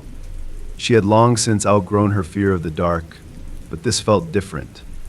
This felt real. A part of her hoped it was just a trick of her mind, a lingering echo from the latest horror novels 2022 that had been keeping her up at night. As she approached the door, her feet brushed against the cold floor. The hallway beyond was swallowed in shadow, and the voice came again, softer this time. "Amelia, let me in." Her fingers hovered above the doorknob, her heart hammering in her chest. Was this some kind of joke? Had she been reading too many short, scary stories to read online? She wanted to believe it was all in her head, but the urgency in the voice made her hesitate. She twisted the knob and slowly opened the door. The hallway was empty. The shadows seemed to stretch longer, deeper, as if something was lurking just out of sight. The air was thick with anticipation, as though the house itself was holding its breath. A chill ran down her spine. "What do you want?" she whispered, her voice barely audible, feeling the walls of the house close in on her. "Because I'm lonely," the voice replied, echoing from the darkness. The tone was almost pleading, pulling at her like the villain in the slasher novels she'd once been obsessed with, those killers who thrived in the dead of night, preying on those brave enough to face them. The voice beckoned again. "Amelia, open the door. Let me in." She swallowed hard, her throat dry, her body frozen in place. Fear and curiosity waged war within her. She could feel the pull, the magnetic draw of the voice. In her mind, she pictured what could be waiting beyond the threshold, a specter from one of the top horror novels, or perhaps something far more sinister, something even those terrifying, scary stories to tell had never quite prepared her for. But deep down, she knew this was no scary short story to read online. This was her life, and the choice she made tonight could change everything. She took a deep breath, steeling herself. Whatever was out there, whatever waited for her, she had to face it. With a trembling hand, she reached for the door handle again, pulled it open, and stepped into the unknown. As Amelia faces her darkest fears, what would you do? Have you ever experienced a chilling moment like this? If you're enjoying these twists and turns, don't forget to hit that like button. Your thoughts on Amelia's choices. Share them in the comments below. I'd love to hear. And if you crave more of these scary stories to read in the dark, make sure to subscribe for more terrifying tales. You won't want to miss what happens next. The soft glow of the streetlights illuminated the quiet suburban neighborhood, casting long shadows on the pavement. It was a crisp autumn evening, and as the leaves crunched underfoot, Ben watched his reclusive neighbor, Mr. Gordon, slip out of his house yet again. Mr. Gordon had always been a mystery, keeping to himself, rarely speaking to anyone. His late-night walks had recently become more frequent, happening at the oddest hours, just after midnight or sometimes at dawn. Ben couldn't help but be curious. After all, he'd always been a fan of good horror novels and loved delving into scary stories to read in the dark. But now the mystery was real, right in front of him, in his own neighborhood. Initially, Ben dismissed his curiosity, convincing himself that everyone had their routines. However, as the weeks passed, the urgency in Mr. Gordon's movements during these midnight walks piqued his interest. One night, after reading one too many short scary stories to read online, Ben's curiosity finally got the better of him. He grabbed his jacket, slipped on his sneakers, and decided to follow Mr. Gordon. The crisp air bit at his skin as he kept his distance, hiding behind bushes and parked cars. Mr. Gordon, oblivious to being watched, walked with purpose. His hands were shoved deep into his coat pockets, his head lowered as he made his way towards the woods that bordered their peaceful neighborhood. Ben hesitated for a moment at the edge of the tree line. The woods loomed dark and forbidding, like the setting of a scene from the top horror novels or one of those slasher novels he had read. He could almost imagine hearing the distant whisper of a voice saying, "Turn back," but he couldn't. Curiosity had its grip on him. He stepped into the woods, the crunch of leaves beneath his feet unnervingly loud in the stillness. He could see Mr. Gordon in the distance, his figure barely visible in the moonlight. The path twisted deeper into the forest, and Ben followed quietly, feeling a familiar, unnerving sensation crawling up his spine. It reminded him of those scary campfire stories he'd heard as a kid, the ones that left you looking over your shoulder long after the fire had died out. Mr. Gordon stopped at a clearing. In the middle of it stood an old, dilapidated cabin, its windows dark and boarded up. It looked like it had been abandoned for years, yet Mr. Gordon approached it with an unsettling sense of familiarity. Ben ducked behind a tree, watching as his neighbor hesitated at the door. For a long moment, Mr. Gordon simply stood there, as if weighing his options. Then, without looking back, he opened the door and disappeared inside. Ben's heart pounded in his chest. This wasn't one of those short horror stories to read online. This was happening right now. What could Mr. Gordon possibly be doing in that cabin at this hour? The thrill of the unknown washed over Ben, mingling with a growing sense of dread. He knew he should turn back, but something inside him urged him forward. He crept closer, staying low, until he reached the side of the cabin. The door had been left slightly ajar, and through the crack, Ben could see faint light flickering inside. His breath caught in his throat as he caught sight of Mr. Gordon standing in the middle of the room, surrounded by strange objects. Old photographs lined the walls, faces twisted in anguish, their eyes wide with terror. Ben's stomach churned. He recognized some of the people in those photos. They were neighbors, all of whom had gone missing over the past few years. His hands trembled as he pulled back from the door. He had uncovered something far worse than he had ever imagined. Mr. Gordon wasn't just a strange man taking midnight walks. No, this was something far more sinister, like the twisted villains in horror novels 2022. Ben tried to back away quietly, but as he turned, his foot snapped a branch beneath him. The sound was like a gunshot in the silent night. He froze. Mr. Gordon's head snapped toward the door, and for a moment, the world seemed to stop. "Who's there?" Mr. Gordon's voice was low, menacing. Panic surged through Ben as he ducked behind the nearest tree, his heart pounding in his ears. He prayed Mr. Gordon hadn't seen him. The footsteps approached the door, slow and deliberate. Ben could barely breathe, each second stretching into eternity. Just as he was about to make a run for it, the door creaked open. Ben dared a glance around the tree and saw Mr. Gordon standing in the doorway, scanning the area. His breath was visible in the cold night air, and his eyes were sharp, like a predator searching for its prey. After what felt like an eternity, Mr. Gordon turned back inside, muttering something to himself. The door creaked shut behind him. Ben didn't waste a second.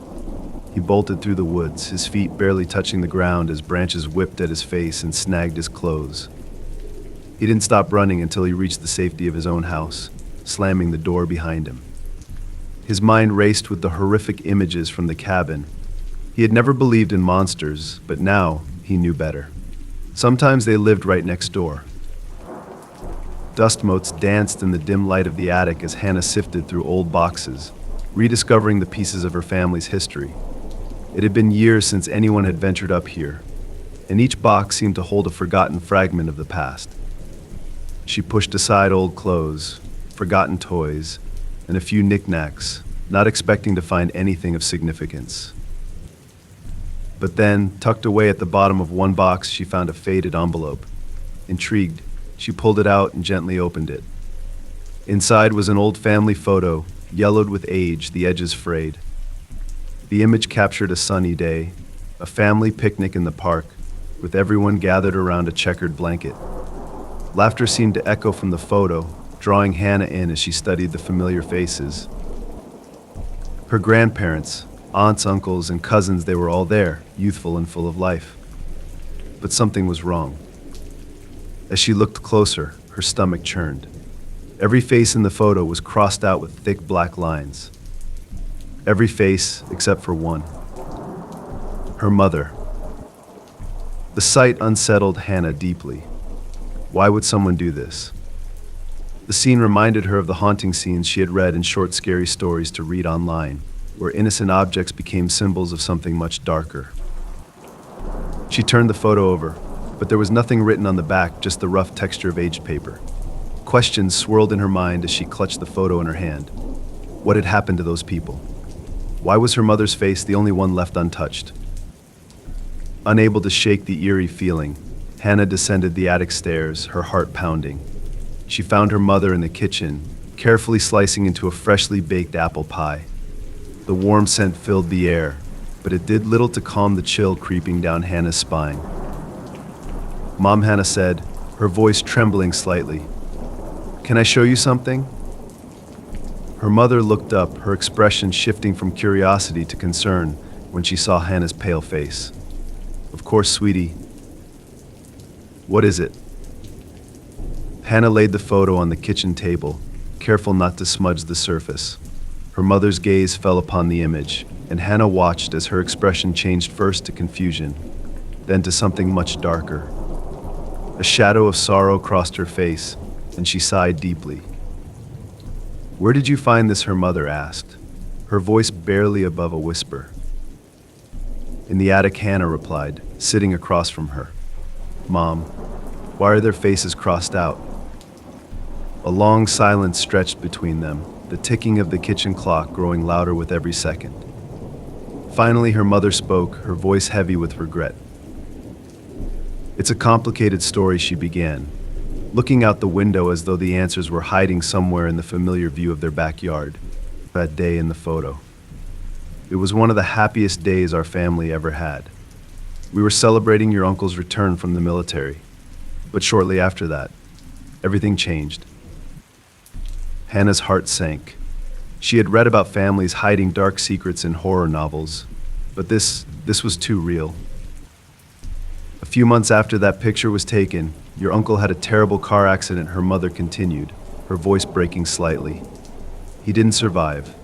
It shattered our family. People stopped coming around, distanced themselves. The grief was too much. Hannah's throat tightened. In the crossed-out faces, she asked quietly. Her mother closed her eyes for a moment, as if gathering the strength to speak. After the accident, it became too painful for some of the family to stay in touch. They drifted away, and one by one, they disappeared from our lives. I marked their faces as a way of coping, a way of remembering who was still part of our family and who was gone. Tears pricked at Hannah's eyes. It felt like the kind of loss she'd read about in good horror novels, where emotional scars ran deeper than any ghost or monster. I kept the photo all these years, her mother said, her voice trembling. It was the only thing I had left to remind me of what we lost. Hannah reached out, placing a comforting hand on her mother's. Mom, I wish I'd known sooner. We could have talked about it. together. Her mother smiled softly, though it was tinged with sorrow. I didn't want to burden you with it, but maybe it's time we start making new memories. As the sun began to set outside, casting a warm golden glow across the room, Hannah realized that while the past couldn't be changed, the future was still unwritten. Maybe they could reclaim some of what was lost and build new memories that honored the love that remained. Together, they tucked the photo away in a safe place, a symbol of the pain and the hope that lingered in their family's history. The early morning sun filtered through the dense canopy of trees, casting dappled shadows on the forest floor as Mark unzipped his tent. The crisp air was invigorating, filled with the earthy scent of pine and damp leaves. This was his first solo camping trip, a chance to disconnect from the chaos of everyday life and immerse himself in nature's embrace. Mark had always been drawn to the wilderness, often reading good horror novels about campers who found themselves in terrifying situations. But this trip was supposed to be different, peaceful. After a quick breakfast of granola and dried fruit, Mark decided to explore the area. The woods felt alive with the symphony of chirping birds and rustling leaves. He wandered deeper into the forest, marveling at how the light played through the trees. Each step felt like a release from the pressures of the city, a freedom that he hadn't felt in a long time. Hours into his hike, Mark found a small clearing with a pristine stream bubbling nearby. It was the perfect spot to rest, so he sat on a large rock, dipping his fingers into the cool water. He closed his eyes and let the sounds of nature wash over him. But then he heard something, a faint crackle, like a twig snapping. His eyes shot open as he instinctively scanned the surrounding trees. At first he saw nothing, just the woods, quiet and still. But then, out of the corner of his eye, he caught a glimpse of movement. A shadow darted between the trees. Mark's heart skipped a beat. He told himself it was just a deer, or maybe a playful squirrel. After all, he had read plenty about the wildlife in the area, and it wasn't uncommon to encounter animals while hiking. But this felt different. The shadow was larger, more deliberate in its movement. It reminded him of the ominous figures described in scary stories to read in the dark, those unsettling presences that seemed to watch from the shadows, waiting for the perfect moment to reveal themselves. He shrugged it off, attributing his unease to the isolation. Maybe he had been reading too many short horror stories to read online lately. The woods had a way of playing tricks on the mind, especially when you were alone. After a while, Mark gathered his courage and decided to continue his exploration. He wandered deeper into the forest, fascinated by the intricate patterns of light and shadow. The sun was beginning to dip lower in the sky, and he knew he'd have to head back to his campsite soon. That's when he felt it again, a prickling sensation on the back of his neck. Mark turned abruptly, half expecting to find a curious animal watching him from a distance. But there was nothing, just trees. The feeling persisted, though the weight of being watched, a presence lurking just out of sight. It was unsettling, like something straight out of one of the scary campfire stories he'd grown up hearing. He quickened his pace, pushing through the underbrush, trying to shake the growing sense of dread that clung to him. When he finally reached his campsite, he took a deep breath, relieved to be back in the familiar surroundings of his tent and fire pit. Mark set about gathering firewood, trying to focus on the task at hand. But every time he glanced over his shoulder, he couldn't shake the feeling that someone or something was watching him. The sun had set now, and the forest had transformed into a dark, whispering maze. He lit a small fire, the flickering flames casting warm light around him. The sound of crickets filled the night air, but it did little to soothe his nerves. He cooked a simple dinner, but his appetite had all but disappeared. As the night deepened, the feeling of being watched intensified. Every crack of a twig, every rustle of leaves sent shivers down his spine. Mark told himself he was being foolish, just paranoid. He had spent too many nights reading slasher novels and top horror novels where campers never made it out of the woods. But still, he couldn't shake the sensation that he wasn't alone. Deciding to turn in early, Mark sought refuge in his tent, zipping it up tight and hoping the thin nylon walls would provide some comfort. But sleep wouldn't come. His heart pounded in his chest, his mind racing with images of the shadow he'd seen earlier. Was it really just his imagination? Just as he began to doze off, a loud crack echoed through the stillness. Mark jolted awake, adrenaline surging through him. The noise had come from just beyond the trees, near where his fire had burned down to embers. He lay still, listening. The night was eerily quiet now. The usual sounds of the forest had vanished, replaced by a heavy silence. Minutes felt like hours, and just as Mark was about to convince himself it was nothing, he heard it again, a soft whispering, too faint to make out, yet undeniably present. His breath quickened as the whispers grew closer, circling his campsite, lingering just outside the reach of the dying firelight. He could almost imagine the dark shapes from horror novels he had read, slipping silently through the trees. Unable to take it any longer, Mark unzipped his tent and peered into the darkness. The fire had burned low, casting shadows that danced among the trees. He scanned the area, his heart racing. Then he saw a figure, half hidden behind a tree. Mark's blood ran cold as he squinted, trying to make sense of the shape. Was it a trick of the light, or was someone or something watching him?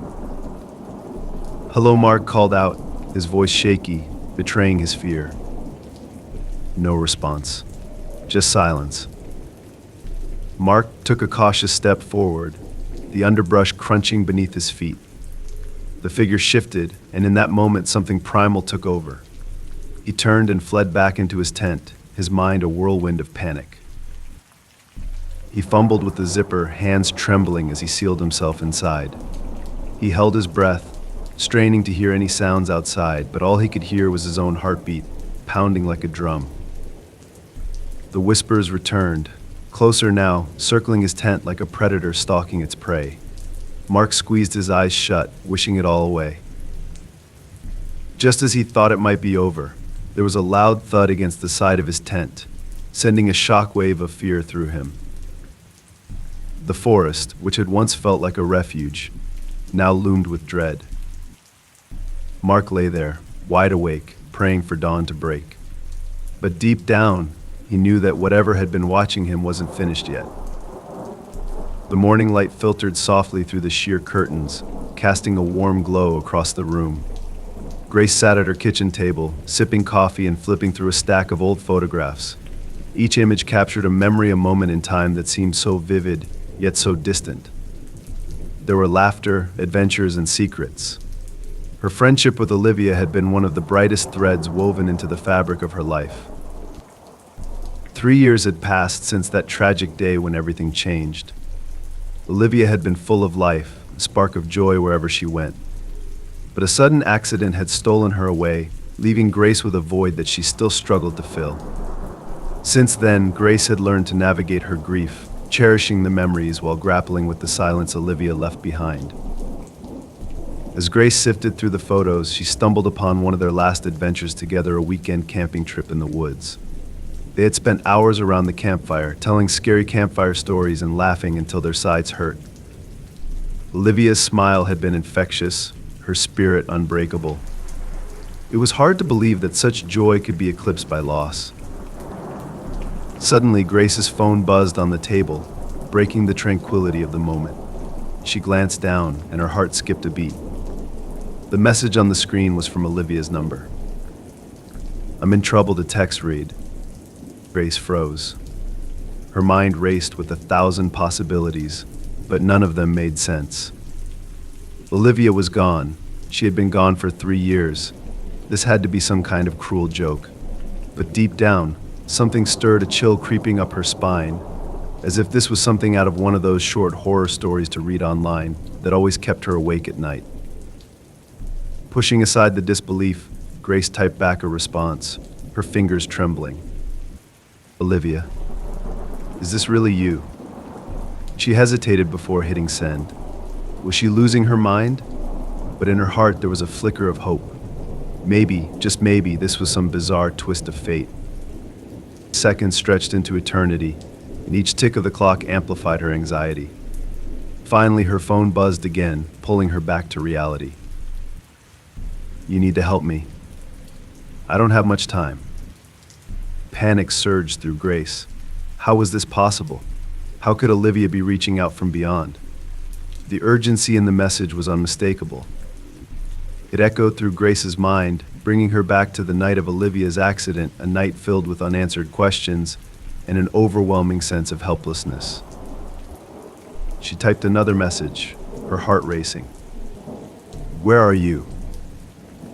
The reply came almost instantly. The old cabin. The one we used to visit.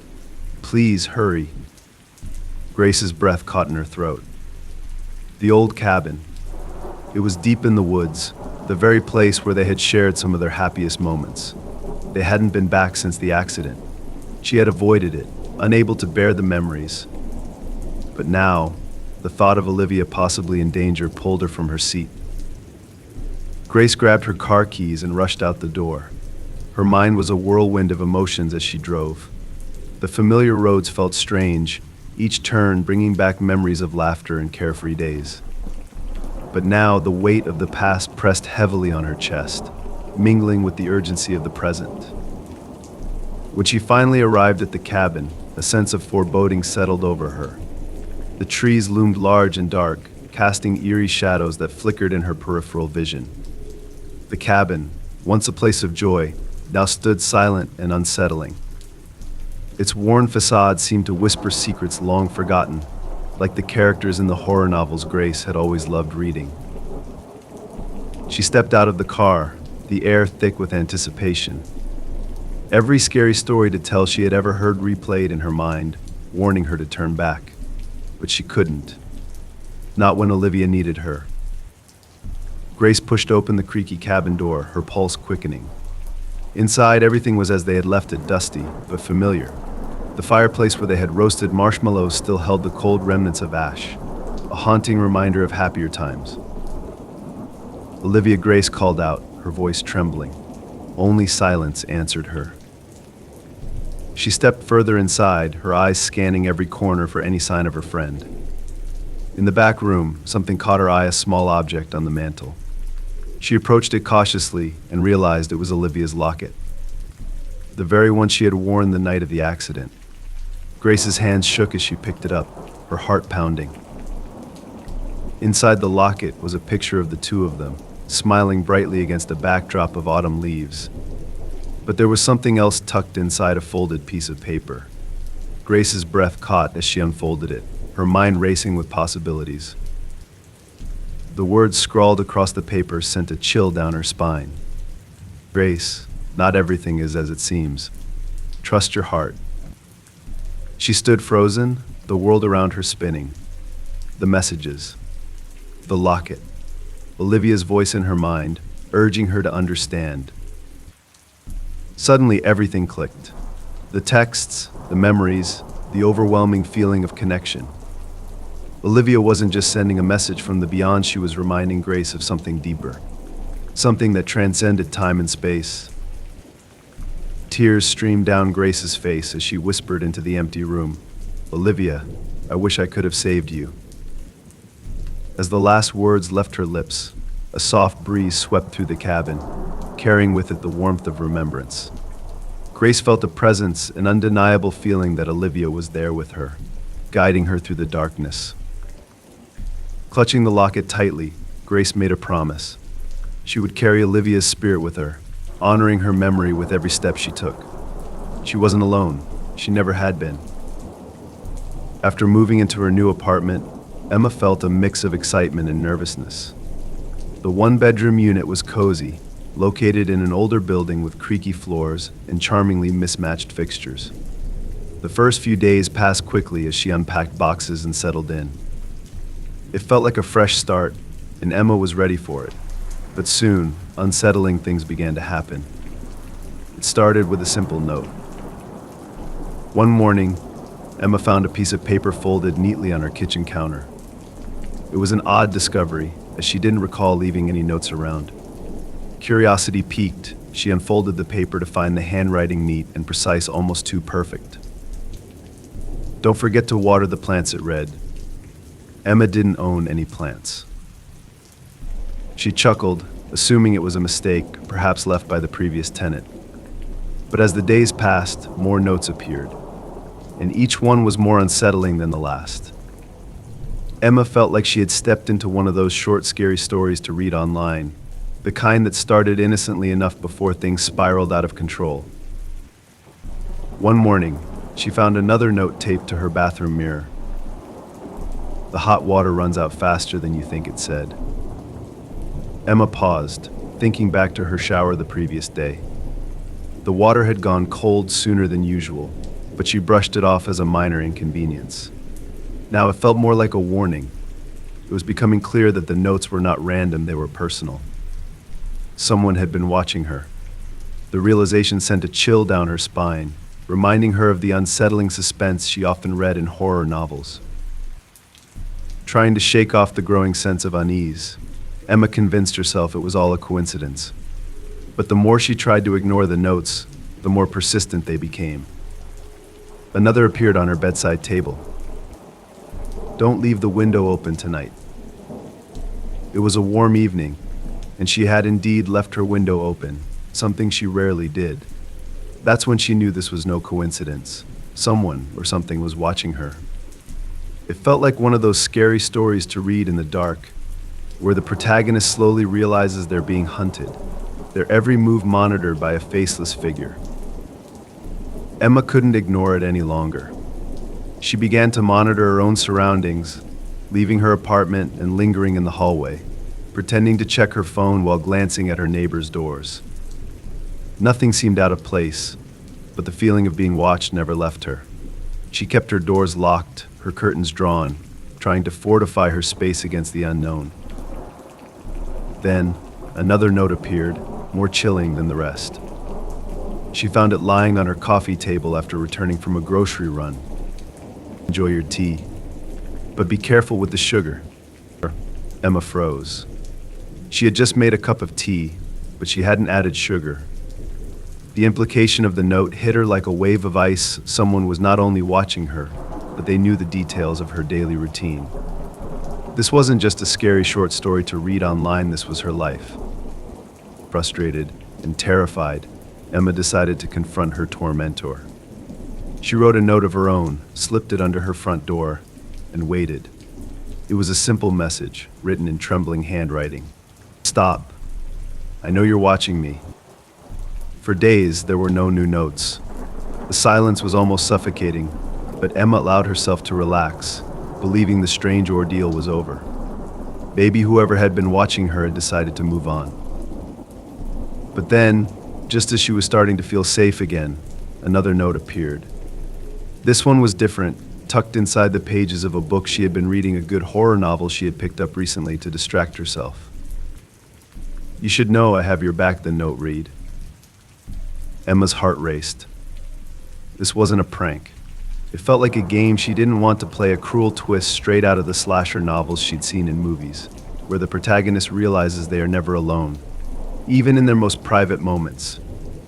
The walls of her apartment began to feel like a prison, the shadows lengthening with each passing day. Desperation crept in, mixing with her growing paranoia. She installed a small security camera at her front door, hoping to catch a glimpse of whoever was tormenting her. She spent hours reviewing the footage, looking for any sign of movement, but nothing seemed out of place. The hallway was always empty, the door remained closed, but the notes continued. One night, Emma found a note on her pillow, sending a jolt of fear through her. "I'm closer than you think." That night, she lay wide awake, every sound amplified in the silence. She could barely close her eyes, terrified of what might happen next. The familiar details of her apartment, the comforting glow of the streetlights outside, the soft hum of the refrigerator now felt sinister, as if they were hiding something she couldn't see. In a last-ditch effort, Emma decided to seek help. She uploaded the security footage and her story to an online community, hoping for advice. The responses flooded in, a mix of sympathy, disbelief, and suggestions. Some people told her to confront her neighbors. Others advised her to call the police. But no one had concrete answers. That evening, another note appeared. This time it was different, tucked into a place she would never have expected inside her shoe, right where she'd have to find it before leaving the apartment. I'll see you soon. Emma's blood ran cold. Whoever this was, they were bolder now, unafraid to cross boundaries.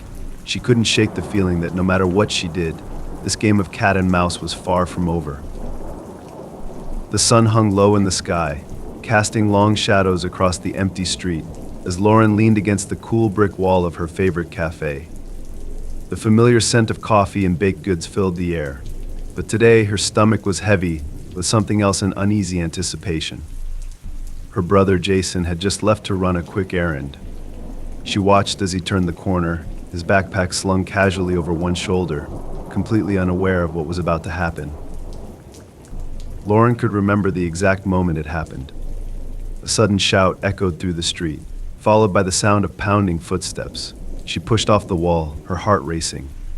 A figure darted past her, tall and wiry, clutching Jason's backpack.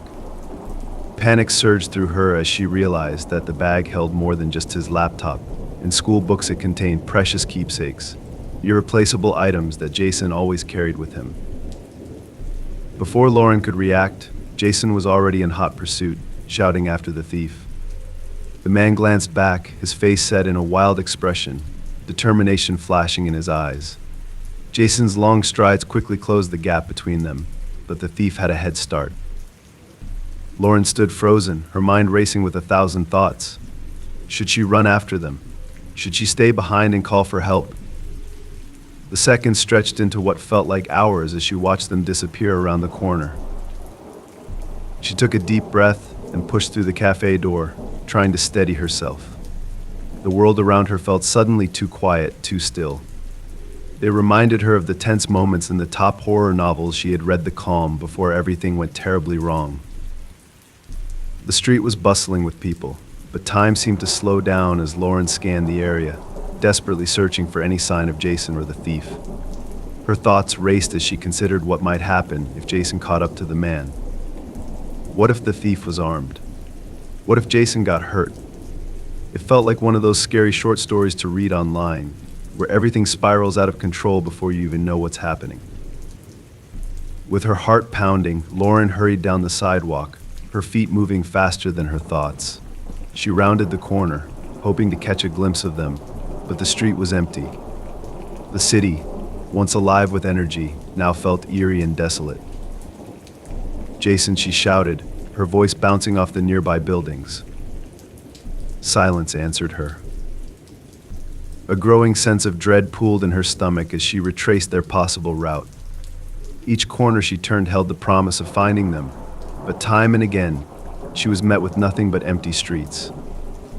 It felt like she was living in a horror novel, the kind where the protagonist is forced to navigate a labyrinth of suspense and fear, all the while knowing that something is terribly wrong.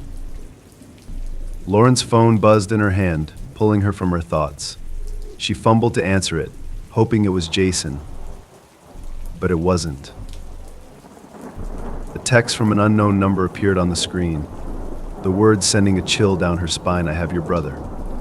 If you want him back, meet me at the old warehouse by the docks. For a moment, everything around Lauren seemed to blur. Her mind raced, her hands trembling as she read the message again. Could this be real?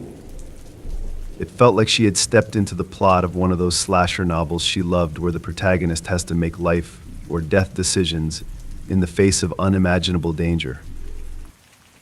Her instincts screamed at her to call the police, to stay put and let the authorities handle it.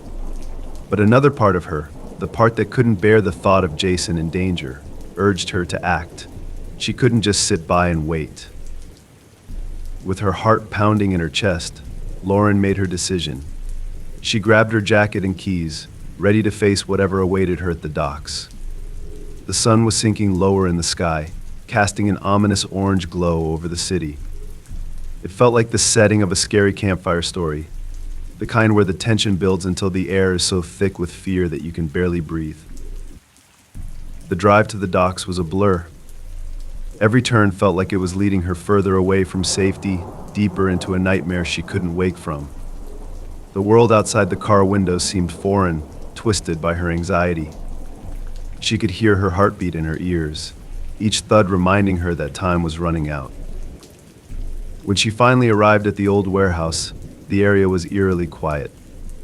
The building loomed ahead of her, its faded exterior draped in shadows.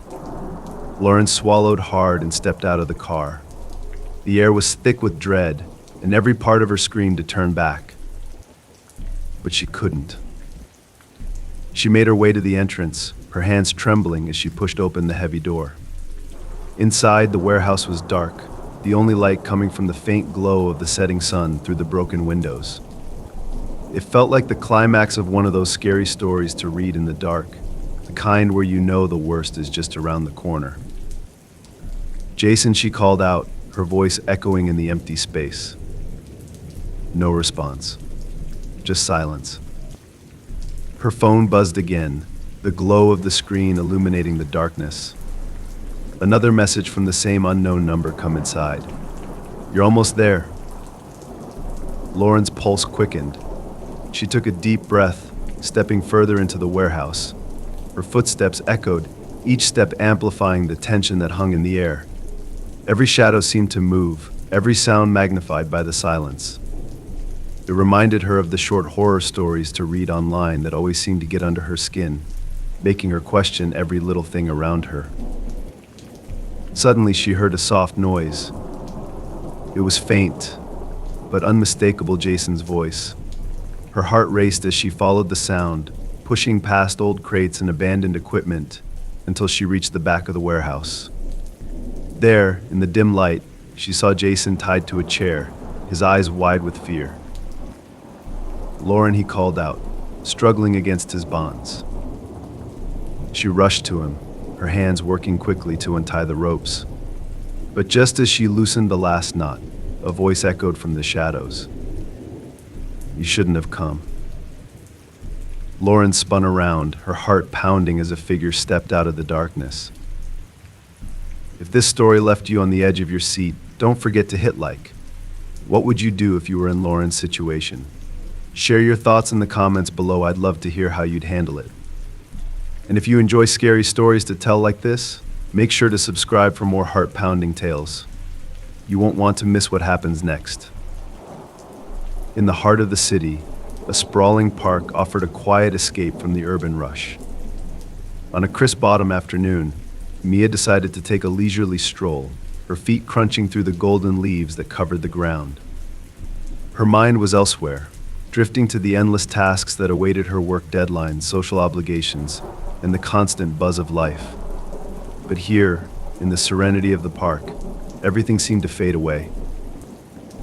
As she walked along the path, admiring the trees illuminated by the soft sunlight, she noticed a figure in the distance. At first, the person blended into the background, just another face in the crowd. But as Mia looped around a bend, she caught another glimpse, and her heart skipped a beat. The woman in the distance looked eerily familiar. Long dark hair fell over her shoulders, her features sharp as though chiseled from stone. What unsettled Mia was that the woman wasn't just anyone, she looked exactly like her. It felt like something out of one of those horror novels Mia often lost herself in, where the main character is haunted by a strange doppelganger. Mia shook her head, brushing it off as a trick of the light. But as she continued her walk, she couldn't shake the feeling of being watched. It reminded her of the unsettling tension she felt when reading scary short stories to read online, where the protagonist slowly realizes that something or someone is following them. Glancing over her shoulder, she saw the woman again, closer this time. Their eyes locked for a brief moment. Mia's heart raced as she picked up her pace. Was this woman following her? Was it just her imagination?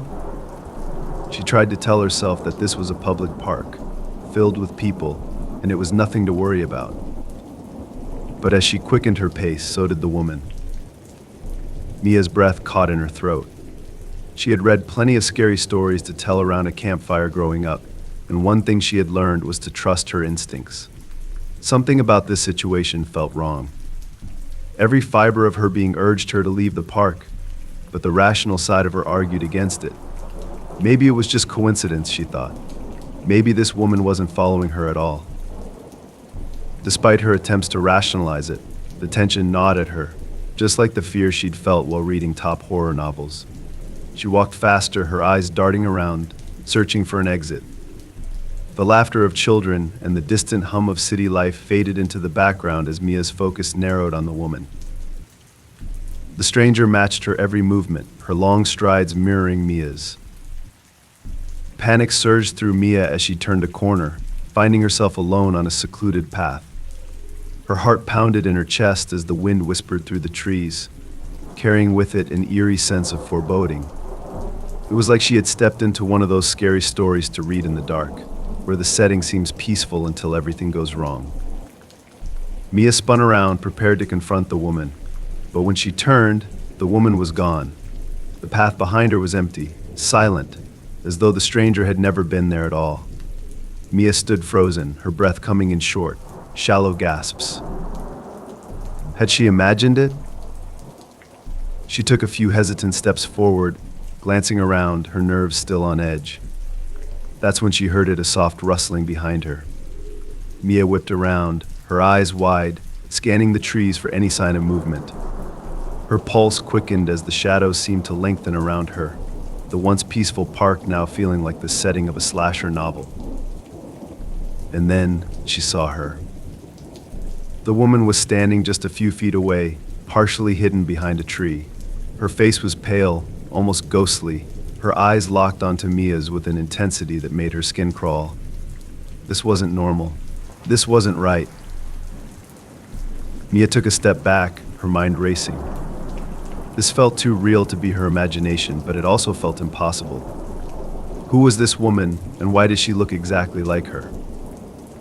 Summoning her courage, Mia called out, her voice shaking. "Who are you? What do you want?" The woman's expression didn't change. She simply stood there, watching, her eyes boring into Mia's. After what felt like an eternity, she spoke, her voice soft and hauntingly familiar. "I am you." Mia's heart stopped. "What are you talking about?" she asked, her voice barely above a whisper. The woman took a step forward, her figure eerily graceful, like she was gliding through the air. "I am everything you fear, everything you run from." Mia's breath hitched in her throat.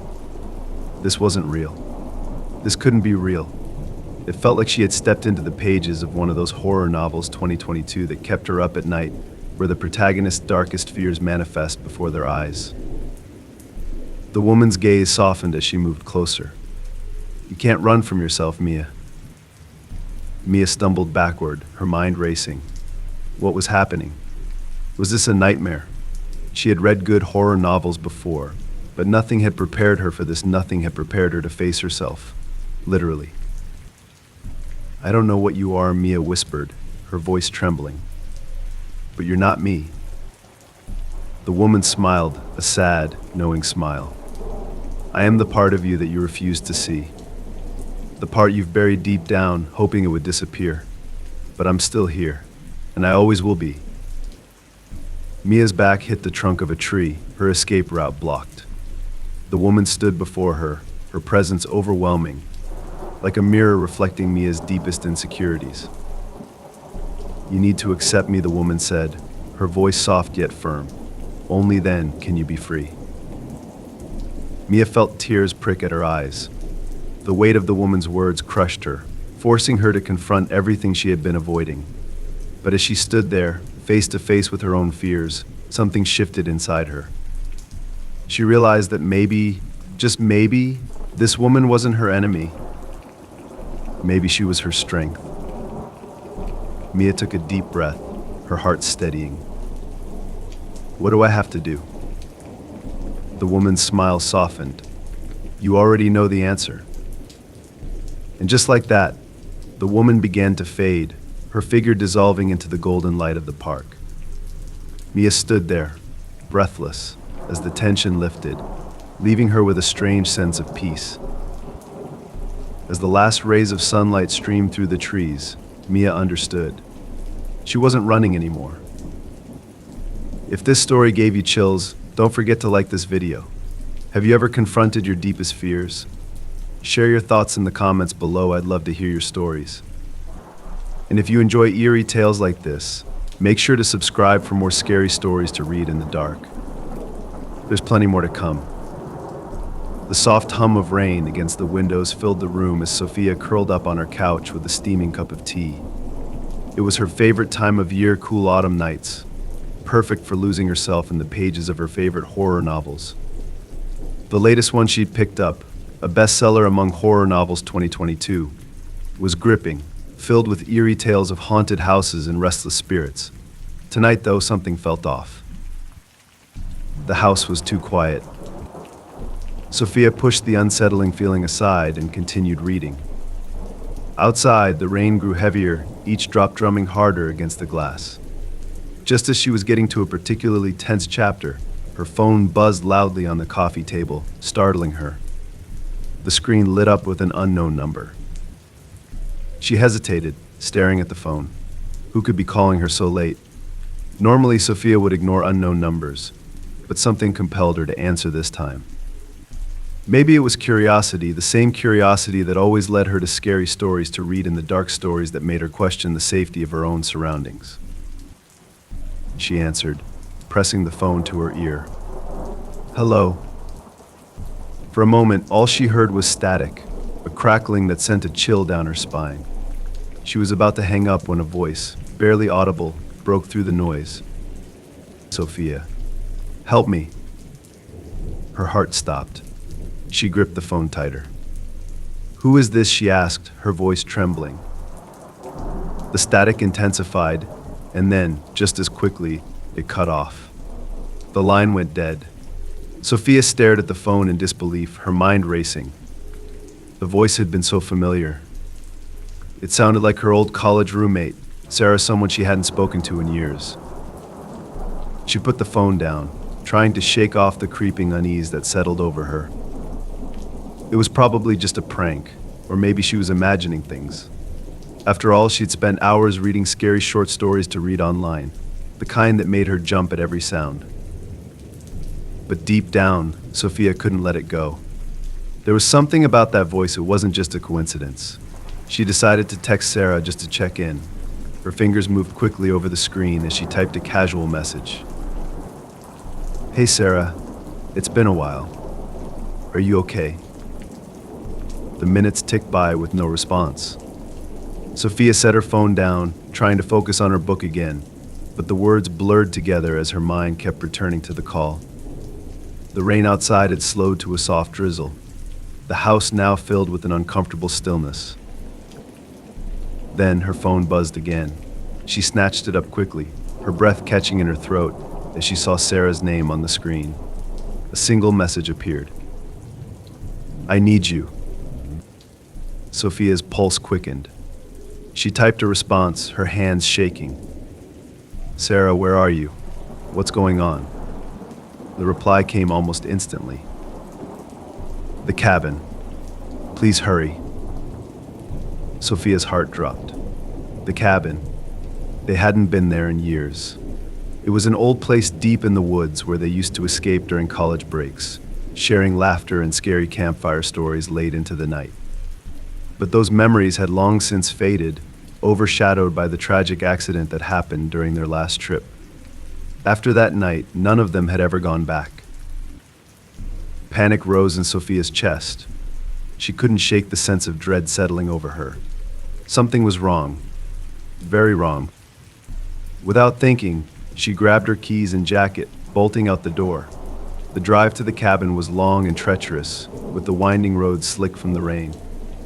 The darkness seemed to press in from all sides, the trees towering like silent sentinels as she sped through the forest.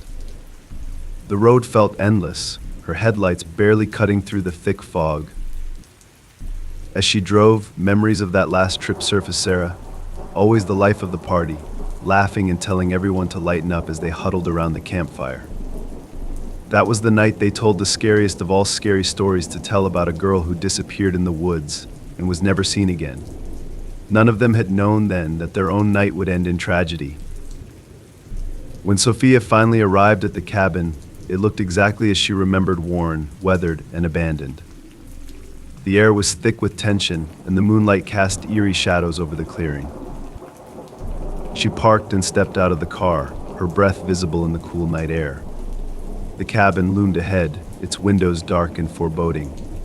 Sophia hesitated, every instinct telling her to turn back. But she couldn't.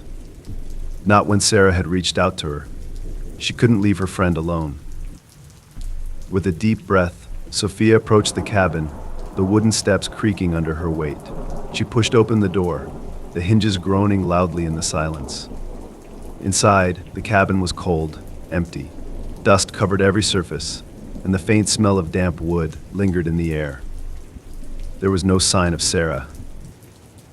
As Sarah Sophia called, her voice barely above a whisper.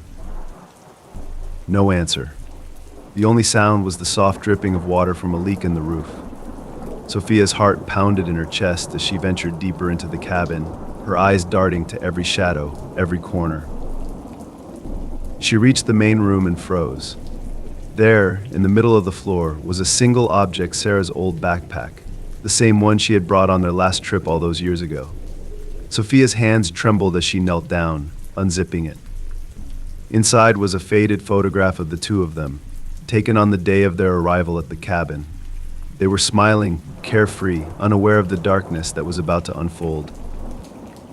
Sophia's phone buzzed again in her pocket. She pulled it out, her hands shaking. Another message from Sarah. Turn around. Sophia's breath caught in her throat. Slowly she rose to her feet, her pulse pounding in her ears. She turned, her eyes scanning the empty room. But there was no one there. Suddenly the temperature in the room dropped, a biting chill filling the air. The lights flickered once, twice, and then plunged the cabin into darkness. Sophia's phone buzzed again, the screen lighting up with one final message. I'm not alone. Sophia's scream echoed through the empty cabin as she backed away, her mind racing. She had to get out. She turned and ran, bursting through the front door and into the cold night air. She didn't stop running until she reached her car, her hands fumbling with the keys as she sped away from the cabin, the forest closing in around her. Whatever was waiting for her in that cabin, she wasn't ready to face it. It was late in the evening when Lucas finally sat down in his living room, feeling the exhaustion of the day wash over him. The old farmhouse, passed down through generations, creaked with age as the wind howled outside. The isolated location had always provided peace and quiet, but tonight, something felt different, something unsettling lingered in the air. Lucas had always loved good horror novels, especially the ones that made you question what was real and what was imagined. Tonight, though, the unease in the pit of his stomach wasn't fictional. The wind outside rattled the windows, but the farmhouse held steady as Lucas settled in for the night. His favorite chair creaked under his weight, and he began flipping through channels, trying to find something to distract himself. As he mindlessly scrolled through the TV, his phone buzzed on the coffee table. A message from an unknown number appeared. How's the farmhouse? I'm coming over soon. Lucas furrowed his brow. It was a strange message, and he didn't recognize the number. He had no plans to meet anyone tonight. The message felt like something out of a scary short story to read online, the kind where a seemingly innocent text leads to something far more sinister. He shrugged it off, thinking it must have been sent by mistake. Maybe someone was texting the wrong person. But as the night grew later and the house seemed to settle into a deeper silence, the unease returned. The wind outside had died down, but the stillness that replaced it felt heavier. Half an hour later, his phone buzzed again. The same unknown number. I'm closer now. Lucas sat up straight, his heart pounding. His first instinct was to call the number back, but something told him that wouldn't be a good idea. His pulse quickened as the house seemed to grow colder. He checked the locks on the doors and windows, making sure everything was secure. The old farmhouse had been his sanctuary for years, a place of comfort. But now it felt like the walls were closing in, like something unseen was watching him. His phone buzzed again, and this time he didn't want to read the message. But he couldn't help himself. His hand shook slightly as he picked up the phone and glanced at the screen. I'm at the door. Lucas shot to his feet, adrenaline surging through him. His eyes darted toward the front door, which stood at the far end of the living room. Everything in him screamed not to check. It was like the beginning of one of those scary stories to read in the dark, where the protagonist always made the wrong choice, opening the door to their worst fears. He approached the door cautiously, the floorboards creaking beneath his feet. Every step felt heavier than the last, as if the air in the room had thickened. He reached the door and peered through the peephole, holding his breath. Nothing. The front porch was empty. The only sound was the faint rustling of leaves as a breeze picked up again. Lucas let out a breath, relieved but still on edge. He double-checked the lock and turned to head back to the couch. Then, the knock came. 3 slow, deliberate knocks echoed through the room, sending a chill down Lucas's spine. His mind raced. He had just checked the porch, there had been no one there. The knock sounded again, louder this time. It felt like the climax of one of those slasher novels he had read, where the danger was always closer than you thought. "Who's there?" Lucas called out, his voice steadier than he felt. No answer, just silence. He wasn't going to open the door, not without knowing who or what was on the other side. His phone buzzed again. He didn't want to look, but he forced himself to check the message. Open the door. His hands trembled as he stood frozen in place. He could hear his own heartbeat, loud in the quiet room. It was the kind of dread you read about in top horror novels, the slow realization that something evil was near. Lucas had never believed in the supernatural, but tonight it felt like the farmhouse was haunted by something far worse than a ghost. Suddenly he heard footsteps behind him. Lucas spun around, his eyes wide with fear. The living room was empty, but he could feel it, that sensation of being watched. His breath came in short, shallow gasps as the air seemed to grow colder. The shadows in the room stretched longer, darker, as if something was lurking just beyond his vision. His phone buzzed again. "I'm inside." Panic surged through Lucas. He stumbled backward, his mind racing. He had locked all the doors, secured every window. But somehow, whoever was texting him was already inside the house. It was like one of those scary campfire stories where the monster is already in the room before you even know it. He backed up against the wall, his hand fumbling to find something, anything to defend himself. But the house remained silent still. The only sound was his own ragged breathing and the faint buzzing of his phone as another message came through. "Look behind you." Lucas froze, every muscle in his body tensing. He didn't want to turn around, but the pull was too strong. Slowly he turned his head, expecting to see someone standing behind him. But the room was empty. The cold air wrapped around him, suffocating, as his eyes darted around the room. He couldn't see anyone, but he could feel the presence, something watching him, something waiting. His phone buzzed once more. "I'm closer than you think." Lucas's vision blurred as fear overwhelmed him. He couldn't stay in the house. Not with this unseen guest, this thing that seemed to know his every move. He grabbed his keys and ran for the door, not daring to look back. The phone buzzed again, but he ignored it as he jumped into his car, his hands shaking as he fumbled to start the engine. As he sped down the dark country road, leaving the farmhouse behind, his phone buzzed one final time. "I'll see you soon." Tara sat cross-legged on the living room floor, surrounded by boxes of old photographs, each one like a window into a different time. Her family had lived in this house for decades, and every so often she enjoyed digging through these memories, trying to piece together their long, rich history. That evening, she was searching for a specific photo, one of her grandmothers standing in front of the old family farmhouse. But what she found was something else entirely. It was an image she had never seen before, faded and yellowed with age. The photo showed a group of people standing in front of an old barn, smiling brightly for the camera. But there was something off. The more Tara stared at it, the more a feeling of unease settled over her. There, standing just behind the group, was a figure faint, almost like a shadow.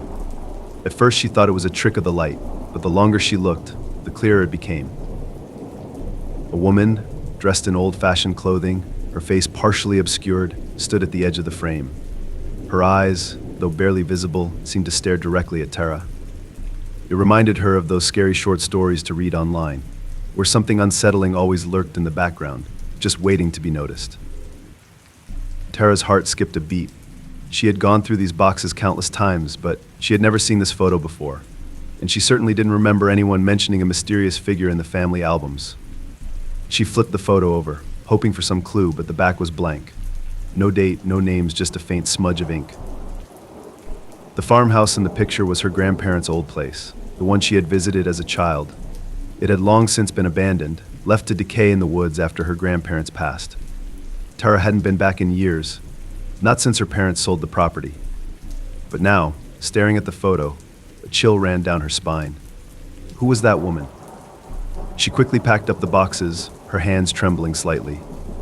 But the image stayed with her, the mysterious figure burned into her mind. She couldn't shake the feeling that she had seen the woman before, not just in the photograph, but somewhere else.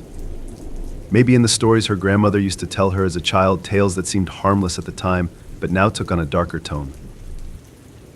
Later that night, after trying to distract herself with a movie, Tara found herself still thinking about the photo. It was like she had stepped into one of the scary stories to tell she had heard growing up, the kind where a single, strange discovery sets off a chain of terrifying events. Unable to resist, she grabbed her laptop and began searching for any information about the old farmhouse, hoping to find some history about the land or the people who lived there before her family. What she found was more unsettling than she had expected.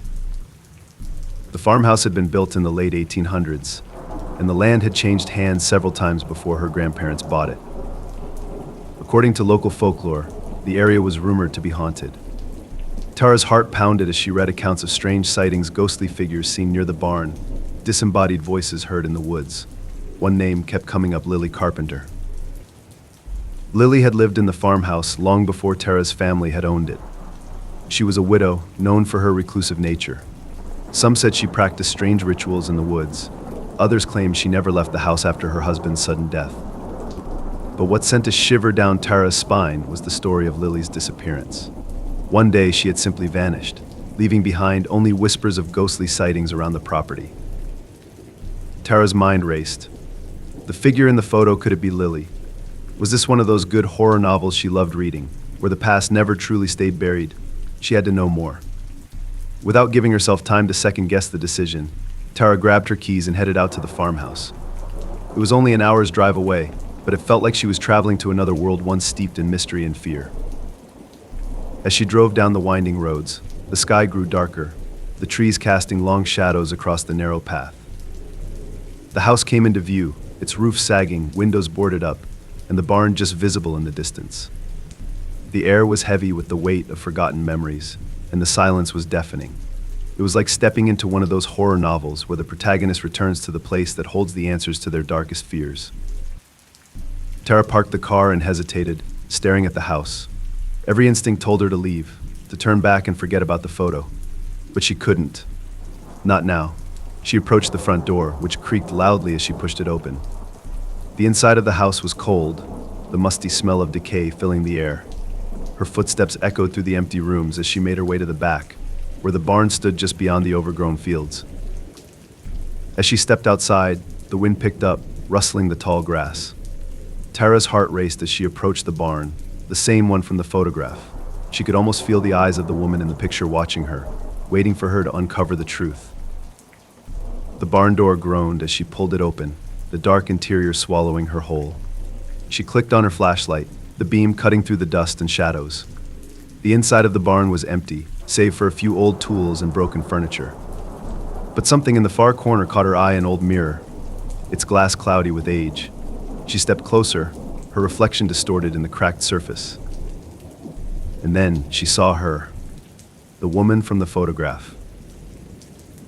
She stood behind Tara, her figure faint but unmistakable, her eyes locked onto Tara's through the reflection. Tara's breath hitched in her throat as she spun around, but the barn was empty. Her heart pounded in her ears as she turned back to the mirror, but the figure was gone. Her phone buzzed in her pocket, the sudden sound making her jump. She pulled it out, her hands trembling as she read the message. "Do you see me now?" Tara's blood ran cold. She stumbled backward, her heart racing as her mind tried to make sense of what she had just seen. The photo, the figure in the mirror, was it real? Was Lily Carpenter still haunting the land, waiting for someone to notice her? The air grew colder, and Tara knew she couldn't stay any longer. She bolted out of the barn, the wind whipping through the trees as she ran back to her car. As she drove away, the farmhouse disappeared into the distance, but the image of the woman stayed with her, burned into her mind. And as she glanced in the rearview mirror, she swore she saw her again, standing at the edge of the road, watching. Late one night, Ethan sat at his desk, tapping away at his laptop in his dimly lit apartment. His office was his sanctuary, a small room cluttered with books, scattered notes, and the glowing hum of his computer screen. It was the perfect space to work on his passion project, a new novel, one inspired by the good horror novels he'd read over the years. But tonight, the creative process was slow, his thoughts wandering as the clock ticked past midnight. The apartment was unusually quiet, save for the occasional creak of the old wooden floor beneath his feet. Ethan had lived there for a few months now, and though he enjoyed the peace and quiet, something about the building always made him uneasy. The other tenants rarely spoke, the hallways were dim, and sometimes late at night he'd hear faint footsteps from the floor above. But there wasn't supposed to be anyone living up there. The landlord had told him the unit was vacant. Still, Ethan tried to brush off the eerie feelings, as his imagination running wild after all.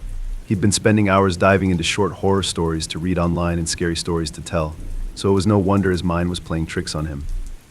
But as the night stretched on, that nagging sense of unease refused to leave.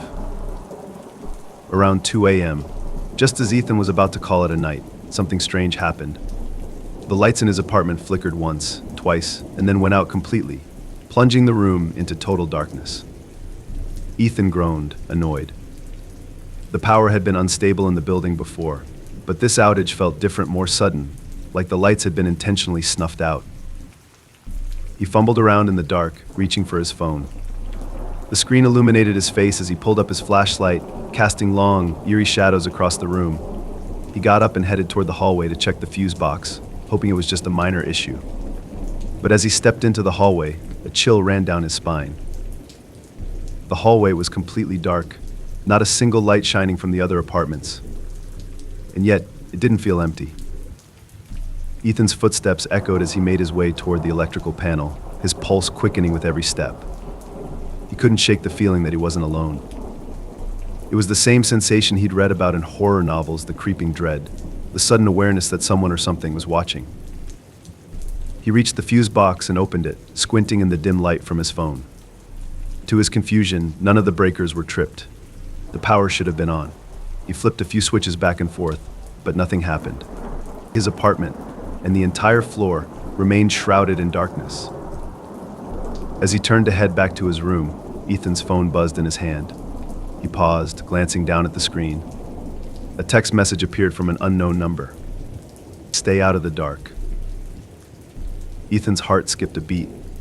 He stared at the message, his mind racing. Who could have sent this? Was it a joke? He glanced around, half expecting someone to be lurking in the shadows, but the hallway was empty.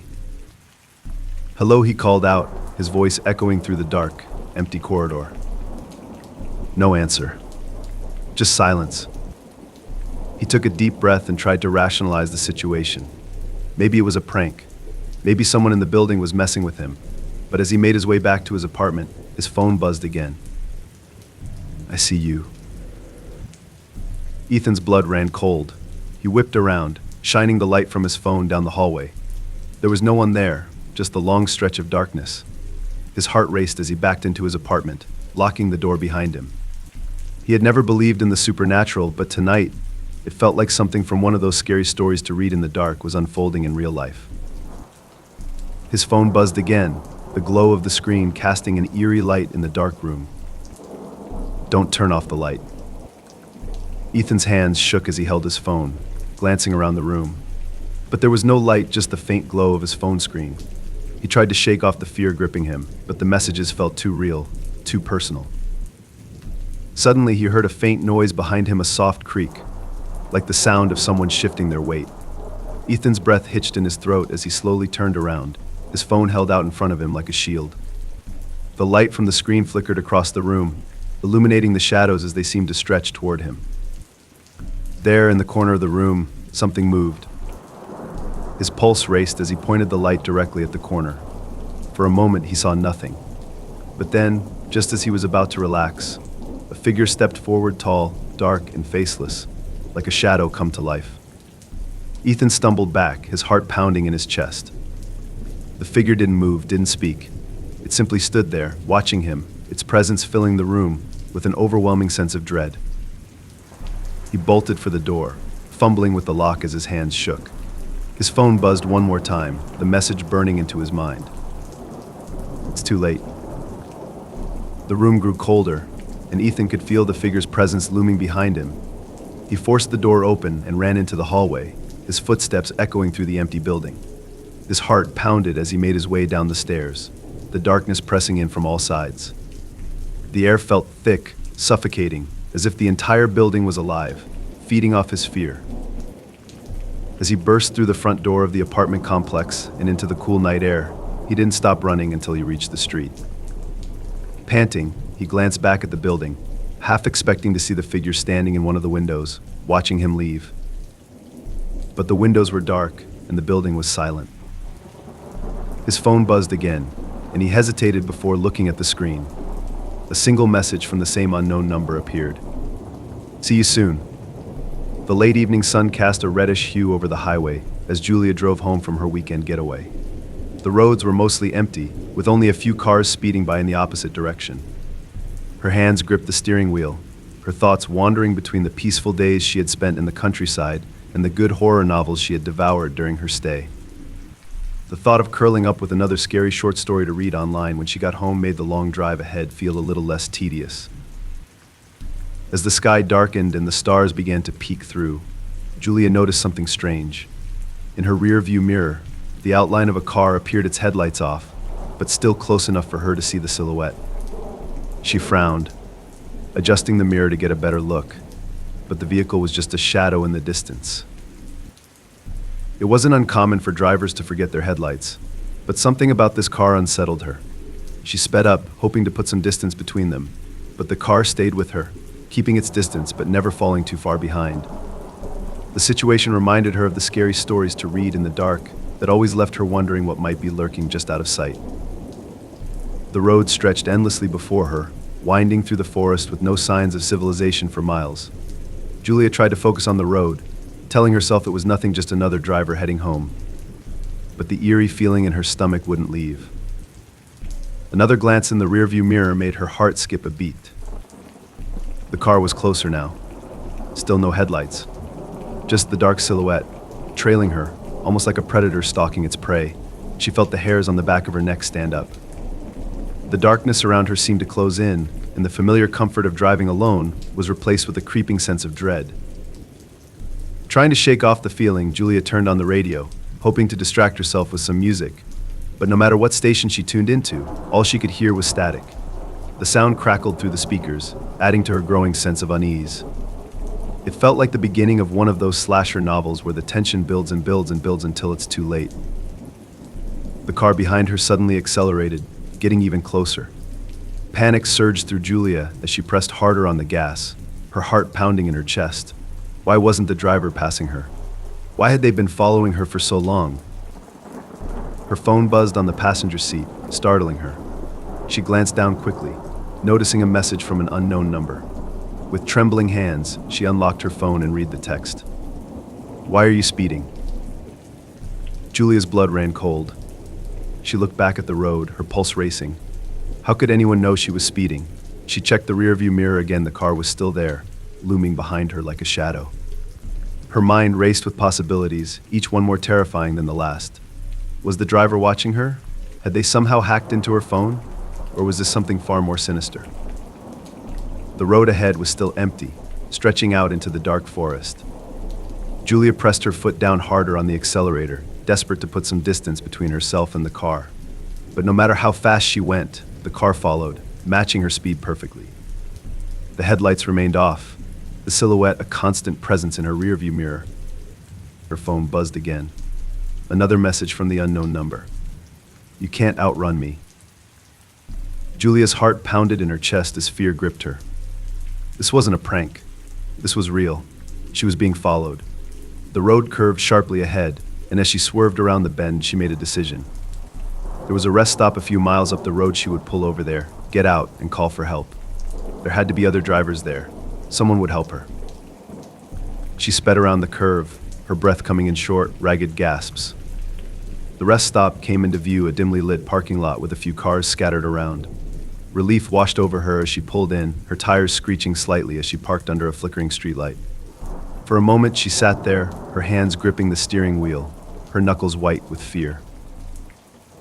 The car behind her slowed down but didn't stop. It passed by the rest stop, its dark silhouette fading into the night. Julia let out a shaky breath, her body trembling with adrenaline. Maybe she had imagined it all. Maybe it was just a coincidence. She grabbed her phone, ready to call someone, anyone, to talk about what had just happened. But before she could dial, her phone buzzed again. Nice try. Julia froze. Her heart raced as she looked around the parking lot. There were a few cars parked here, but none seemed out of place. She scanned the area, her pulse quickening. No one seemed to be watching her. Her phone buzzed again. She didn't want to look, but she couldn't stop herself. Check your back seat. Julia's blood turned to ice. Her hand hovered over the lock button, and she glanced at the rearview mirror. The back seat looked empty, but the darkness made it impossible to be sure. Her hands trembled as she turned around slowly, her breath catching in her throat. The back seat was empty, but the door was unlocked. A fresh wave of panic washed over her. Had someone been in the car with her the entire time? Was she alone now, or was this just part of the game? Julia's mind raced as she locked all the doors, her hands shaking uncontrollably. She had to get out of here. She started the engine and peeled out of the rest stop, her heart pounding. As she sped down the highway, her phone buzzed again. She didn't look at it. She couldn't. All she could think about was getting home, getting away from whatever was following her. The highway seemed endless, the trees blurring past as her car roared down the road. But no matter how far she went, she couldn't shake the feeling that someone was still with her, that the stranger wasn't done yet. Her phone buzzed one final time, and despite every instinct telling her not to, she glanced at the screen. I'll see you soon. Julia's hands tightened on the steering wheel as the darkness stretched out before her. She didn't know how, but she knew the stranger was right. On a crisp autumn evening, Ava stood in her bathroom, brushing her teeth in front of the mirror. The routine was comforting, a moment of normalcy at the end of a long day. She stared at her reflection, noting the fatigue in her eyes and the faint circles beneath them. She had been staying up late, binge reading good horror novels and scary short stories to read online, fascinated by the chills they sent down her spine. But tonight, something felt off. There was a strange energy in the air, a quiet tension she couldn't quite place. As she rinsed her mouth and wiped her face with a towel, Ava glanced at the mirror again, and her breath caught in her throat. Her reflection didn't move. It stood there, staring back at her, eyes locked onto hers, while she remained motionless. Panic surged through her as she dropped the towel, her heart pounding in her chest. She blinked, hoping it was just her tired mind playing tricks on her. But when she looked again, her reflection still hadn't moved. It was frozen in place, hands gripping the edge of the sink, eyes unblinking. Ava's pulse quickened, a familiar sense of dread creeping up her spine. It reminded her of the unsettling stories she'd read about mirrors, about reflections that weren't quite right, about scary stories to tell where things in mirrors took on a life of their own. But this was different. This wasn't fiction. This was happening right now. She stepped back, her hands trembling as she stared at the mirror. Her reflection stayed put, watching her with an intensity that made her feel like a trapped animal. It was like something out of a slasher novel, the kind where every movement felt dangerous, every choice had deadly consequences. Is this real? She whispered to herself, barely able to process what she was seeing. Suddenly, her reflection smiled. Ava gasped, stumbling backward, her heart racing. The smile was wrong, too wide, too sinister, like a distorted version of her own expression. The reflection's eyes gleamed with something dark, something malicious. It felt like the reflection was alive, mocking her from the other side of the glass. With a shaky hand, she reached toward the mirror, hesitating just inches from the surface. Was this some kind of hallucination? Had she been reading too many short horror stories to read online, letting her imagination run wild? But as her fingers neared the glass, the reflection moved on its own, mirroring her movements exactly. The smile never wavered. Ava pulled her hand back, fear clawing at her chest. She had to get out of the bathroom, out of the apartment. Her mind raced, trying to make sense of the impossible, but there were no answers. Just the overwhelming terror that something had taken her place in the mirror. She bolted for the door, flinging it open and rushing into the hallway. Her heart pounded in her ears as she ran toward the living room, desperate to put distance between herself and the mirror. But as she reached the doorway, something caught her eye. Another mirror, this one hanging above the fireplace. Her legs felt like lead as she forced herself to look, terrified of what she might see. The room reflected back at her, empty and still. She exhaled, relief flooding her body as she realized there was no twisted version of her lurking in this mirror. But then, the reflection moved. Ava's heart stopped as she watched her reflection step out from behind the hallway wall, entering the room. She hadn't moved an inch, yet there it was, her double, staring back at her from the mirror, mimicking the very fear she felt. Her phone buzzed in her pocket, making her jump. She fumbled to pull it out, her hands shaking. A message from an unknown number flashed on the screen. "Do you like what you see?" Ava's blood ran cold. How was this happening? Who could have sent that message? She glanced around the room, the oppressive silence closing in on her. The reflection in the mirror smiled again, a grin that didn't belong to her. Another message buzzed through. "I'm closer than you think." Ava backed away from the mirror, her pulse racing as the reflection stepped closer to the glass, as if trying to break through. The smile widened, and the reflection tilted its head, like a predator toying with its prey. "Who are you?" Ava whispered, her voice trembling. The reflection's eyes gleamed in response.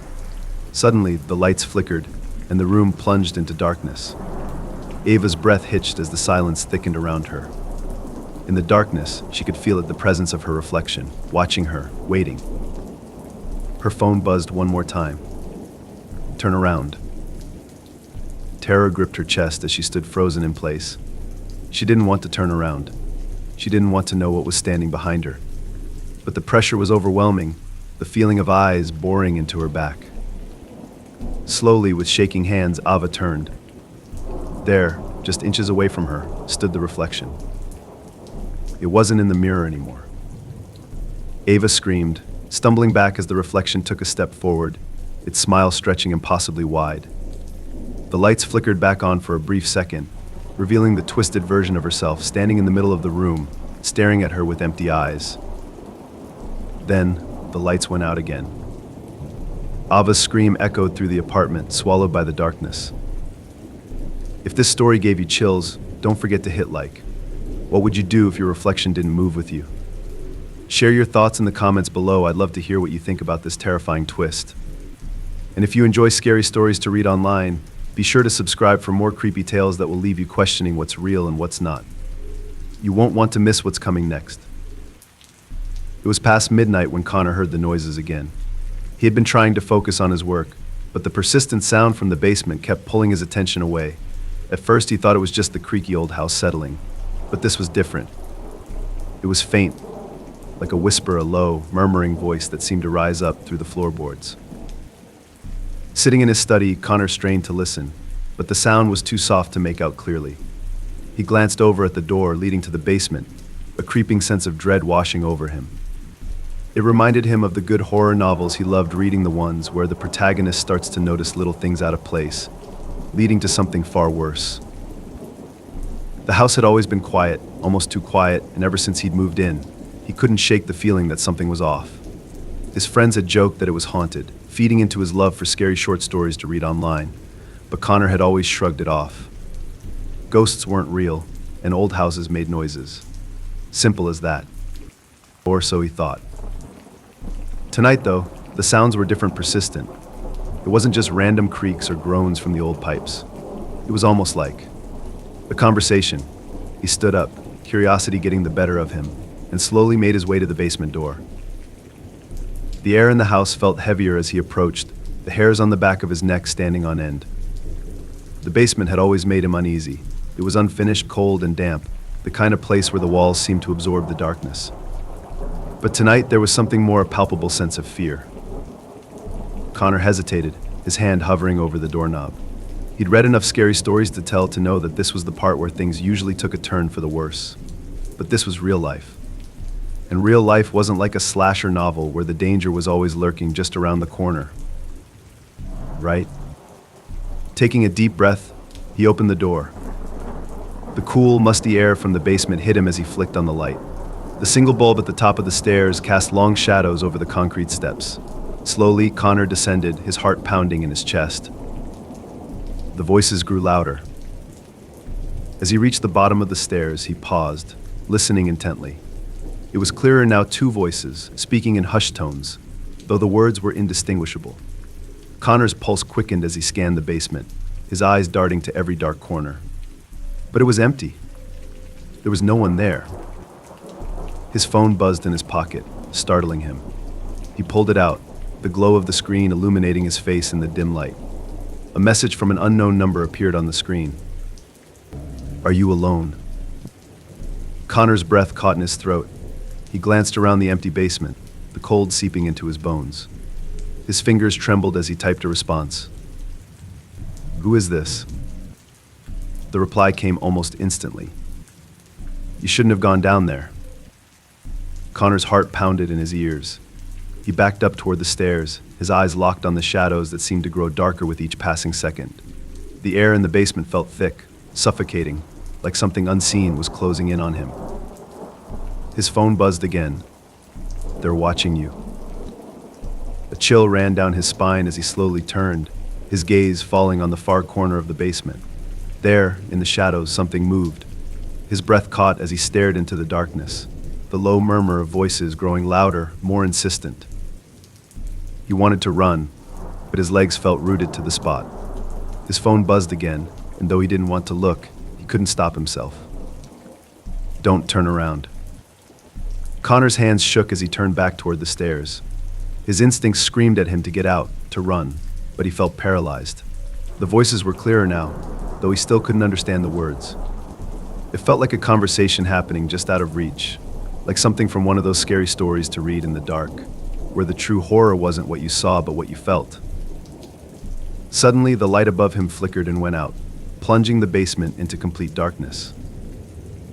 Connor's heart raced as he fumbled for his phone, using the faint light from the screen to see. His hand brushed against the cold cement wall as he tried to find the stairs.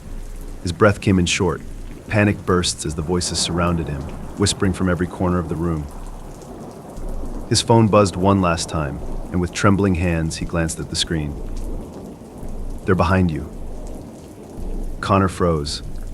Every instinct told him not to look, not to turn around, but the compulsion was too strong.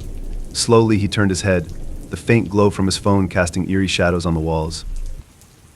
There, standing at the bottom of the stairs, were two figures. They were barely visible in the dim light, their outlines faint and hazy. But Connor could see their faces pale, with empty eyes that stared straight at him. His heart pounded as he stumbled back, nearly dropping his phone. The figures didn't move, but their presence filled the room, oppressive and terrifying. Connor turned and bolted up the stairs, his footsteps echoing in the silence. He didn't stop until he was back in the safety of his living room, slamming the basement door behind him. His breath came in ragged gasps as he backed away, his eyes locked on the door. The voices had stopped. His phone buzzed again. "You shouldn't have left." Connor's hands shook as he stared at the message, his mind racing. What had he just seen? Were they still down there, waiting for him to return?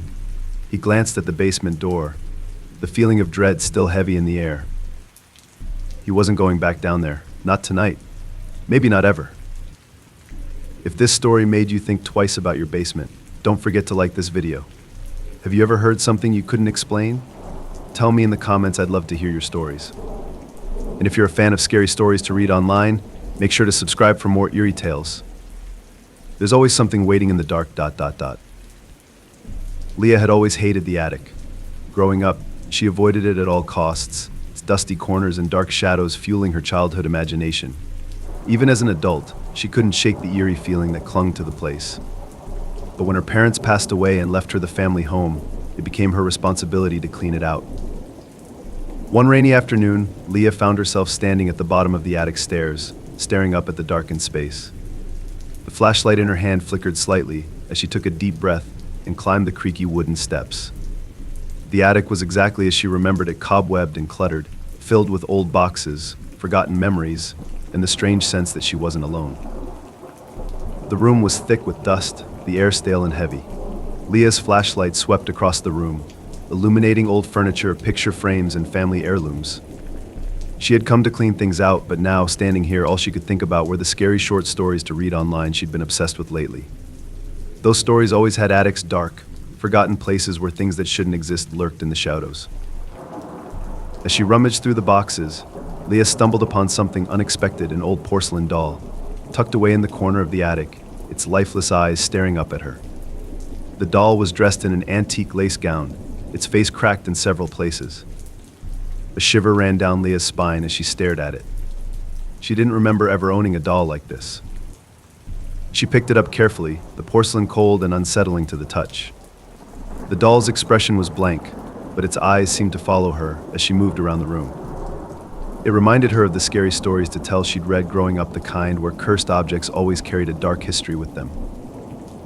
Suddenly, the flashlight flickered again, casting long, strange shadows across the attic. Leah felt a chill creep up her arms, and for a moment, she thought she heard something, a faint whisper, like a voice carried on the wind. She froze, her heart pounding in her chest, the doll still clutched in her hands.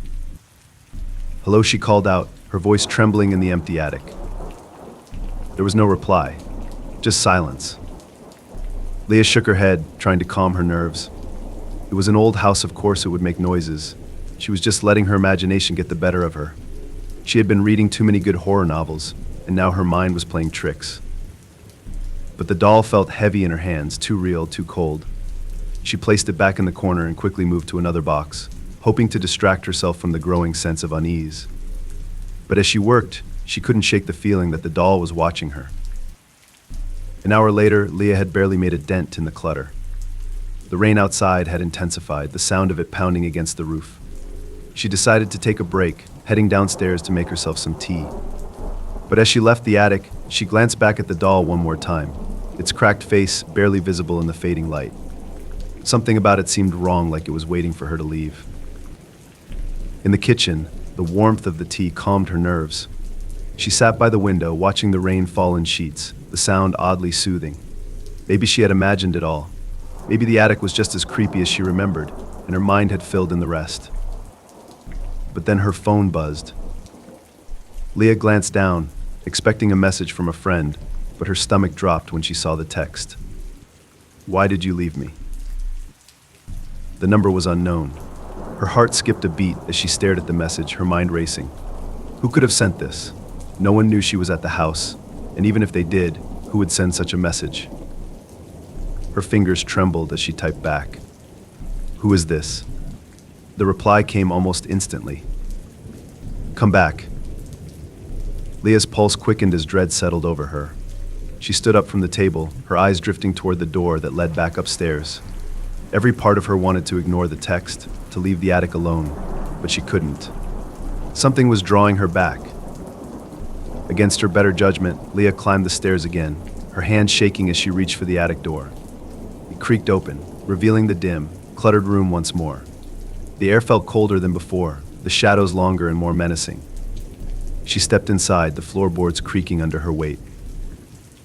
The doll was gone. Leah's breath caught in her throat as her flashlight swept the room, searching for the porcelain figure. But it was nowhere to be seen. She had left it right there. In the corner, she was sure of it. Her phone buzzed again, the sound cutting through the silence like a knife. "I'm waiting." Her heart pounded in her chest as she turned, her flashlight shaking in her hand. There, at the top of the stairs, the doll sat, its cracked face turned toward her, its blank eyes gleaming in the dim light. Leah stumbled backward, her pulse racing. She didn't know how the doll had moved, but she wasn't going to wait to find out. She turned and ran down the stairs, her feet barely touching the steps, as she bolted out of the attic, slamming the door behind her. In the safety of the hallway, she leaned against the wall, her breath coming in short, panic bursts. She grabbed her phone, her hands shaking as she dialed a friend. The phone rang once, twice, then went to voicemail. Her phone buzzed again. "Don't leave me." Leah's blood ran cold. She turned and looked at the attic door, her heart pounding in her ears. She wasn't going back up there. Not ever. She didn't care what was up there, but whatever it wasn't staying with her. She grabbed her keys and rushed out of the house, the rain soaking her as she sprinted to her car. As she drove away, the house disappeared into the storm, but the image of the doll stayed with her, those lifeless eyes, watching her, waiting. It was a crisp autumn morning when Megan stumbled upon the small, antique shop hidden in the back streets of her town. She had been out for a walk, enjoying the quiet, when something about the shop caught her eye. The storefront was old, with dusty windows and a sign so faded that she could barely make out the name. Intrigued, Megan decided to step inside. Her curiosity piqued. The shop was cluttered with items from another time, old furniture, tarnished silverware, and shelves filled with trinkets that looked like they had seen better days. The air smelled faintly of dust and old books. As Megan wandered through the narrow aisles, she couldn't help but feel a chill. There was something about the place that reminded her of the good horror novels she often read, where forgotten objects hid dark secrets. Then she saw it. Tucked away on a shelf, behind a stack of cracked teacups, was a delicate necklace. It was silver, with a small, ornate pendant in the shape of an eye. The craftsmanship was beautiful, but there was something about it that felt off. The way the eye seemed to stare back at her, following her every move, sent a shiver down her spine. It reminded her of the cursed objects she had read about in scary stories to read in the dark. Still, Megan was drawn to it. She picked it up carefully, the cool metal sending a chill through her fingers. As she held the necklace, the shopkeeper, a frail, elderly woman, appeared behind her, moving silently across the room. "That's a special piece," the woman said, her voice low and raspy. Megan smiled politely, but there was something unsettling about the woman's tone. "How much for the necklace?" she asked, running her fingers along the intricate design. The woman stared at Megan for a moment, her pale eyes narrowing. "It's not for sale." Megan blinked, confused. "But it's just sitting here on the shelf." The woman's gaze didn't waver. "Some things are better left where they are," she said cryptically, before turning and disappearing into the back of the shop. Megan glanced down at the necklace again, her curiosity growing. She should have listened to the woman's warning, but something about the necklace called to her. Before she knew what she was doing, she slipped it into her pocket and quickly left the shop, the faint jingle of the bell above the door, the only sound behind her. That night, Megan couldn't stop thinking about the necklace. She sat on her bed, the pendant resting in her palm. The eye in the center seemed to gleam in the dim light of her room, almost like it was watching her. Despite the unease it caused, she found herself slipping it around her neck. As the cool metal touched her skin, a strange sensation washed over her, a mix of dread and curiosity, as though she had stepped into one of those short horror stories to read online, where the consequences of a single choice unfold with terrifying clarity. For the next few days, strange things began happening. It started small items in her apartment would be moved, though Megan was certain she hadn't touched them. Lights flickered whenever she entered a room, and the air around her felt colder, heavier. She brushed it off as coincidence, but deep down she knew something was wrong. The necklace grew warmer each day, as if it was alive, pulsing gently against her skin. Megan tried to take it off, but the clasp wouldn't budge. Panic started to settle in. No matter how hard she tugged, the necklace stayed in place, as if it had fused with her skin. One night, she woke suddenly to the feeling of someone watching her. Her room was bathed in shadows, and the necklace felt hot, almost burning. She sat up in bed, her heart pounding, and that's when she saw a dark figure standing at the foot of her bed, its face obscured by the shadows. Megan's breath caught in her throat as the figure moved closer. The air grew colder, and she could feel a weight pressing down on her chest, making it hard to breathe. The figure's hand reached out, long and thin, and touched the pendant around her neck. "You shouldn't have taken it," a voice whispered, cold and hollow. Megan screamed, throwing herself out of bed, her hands clawing at the necklace. But it wouldn't come off. The figure disappeared into the shadows, leaving behind a suffocating silence. She stumbled toward the mirror, her fingers desperately trying to remove the necklace, but it stayed locked in place, the eyes staring back at her with a sinister glint. Her phone buzzed on the bedside table, and Megan grabbed it with shaking hands. A message from an unknown number appeared on the screen. "You can't escape it. Her heart pounded as she stared at the text. The room seemed to close in on her, the air thick with fear. Megan grabbed her keys and rushed out of the apartment, not caring that it was the middle of the night. She needed to get away. She found herself back at the antique shop, the bell above the door ringing as she burst inside. The shop was dark, empty, the shelves filled with the same dusty trinkets. But the shopkeeper was nowhere to be seen.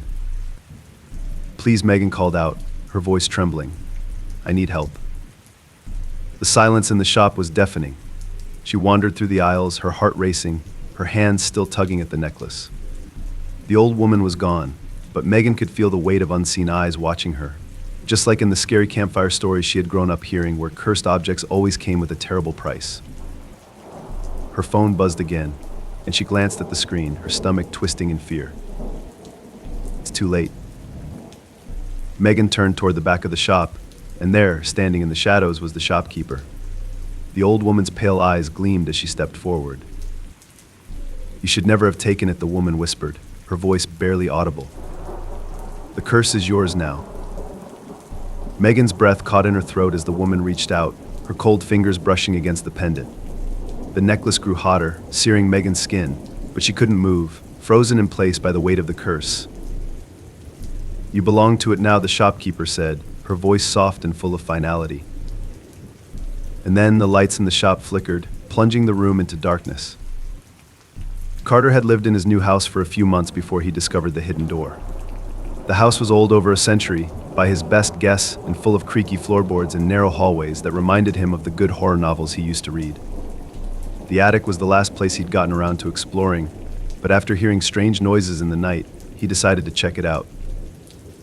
One cold Saturday afternoon, Carter pulled down the rickety attic stairs and climbed up into the dusty space. It smelled musty, like it hadn't been disturbed in years. Old furniture and trunks filled the room, their shapes hidden under yellowed sheets. As he explored, his flashlight flickered over an odd section of the wall in the far corner.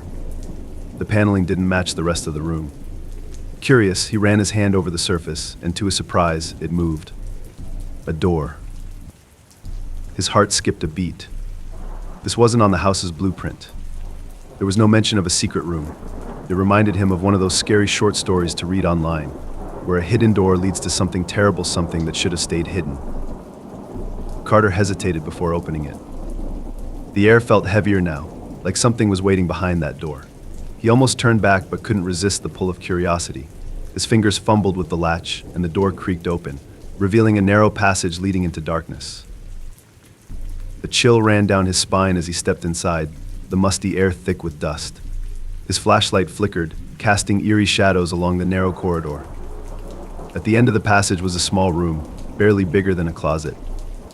The walls were lined with old wallpaper, faded and peeling, and the only thing inside was a single wooden chair in the center of the room.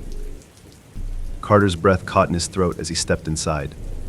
The room felt wrong, like it didn't belong. The air was colder here, the silence almost deafening. He shone his flashlight over the walls, searching for any clue as to why the room had been hidden away. But there was nothing, just the chair, sitting there like a forgotten memory. His phone buzzed in his pocket, startling him. He pulled it out, glancing at the screen. A message from an unknown number. "Why did you open it?" Carter's blood ran cold. He spun around, shining his flashlight back toward the door, but the attic was empty. The passageway loomed behind him, dark and silent. He swallowed hard, trying to calm his racing heart. This had to be a prank. Someone was messing with him. He typed a quick reply, "Who is this?" The response came immediately. "You shouldn't be here." Carter's pulse quickened. He backed out of the room, his flashlight flickering as he made his way down the narrow passage. His mind raced, filled with the eerie tales from scary campfire stories he'd heard as a kid about people who opened doors that should have stayed locked, only to unleash something they couldn't escape. As he reached the attic, the door behind him slammed shut with a deafening bang. Carter jumped, his heart pounding in his chest. He rushed toward the attic stairs, but before he could leave, his phone buzzed again. "Stay." Carter froze, his hand on the railing. The attic felt darker now, the air colder. He turned back to the hidden door, half expecting it to swing open again, but it stayed shut. His mind raced with possibilities. Was someone inside the house with him? Had someone been living in that room? Or was it something worse?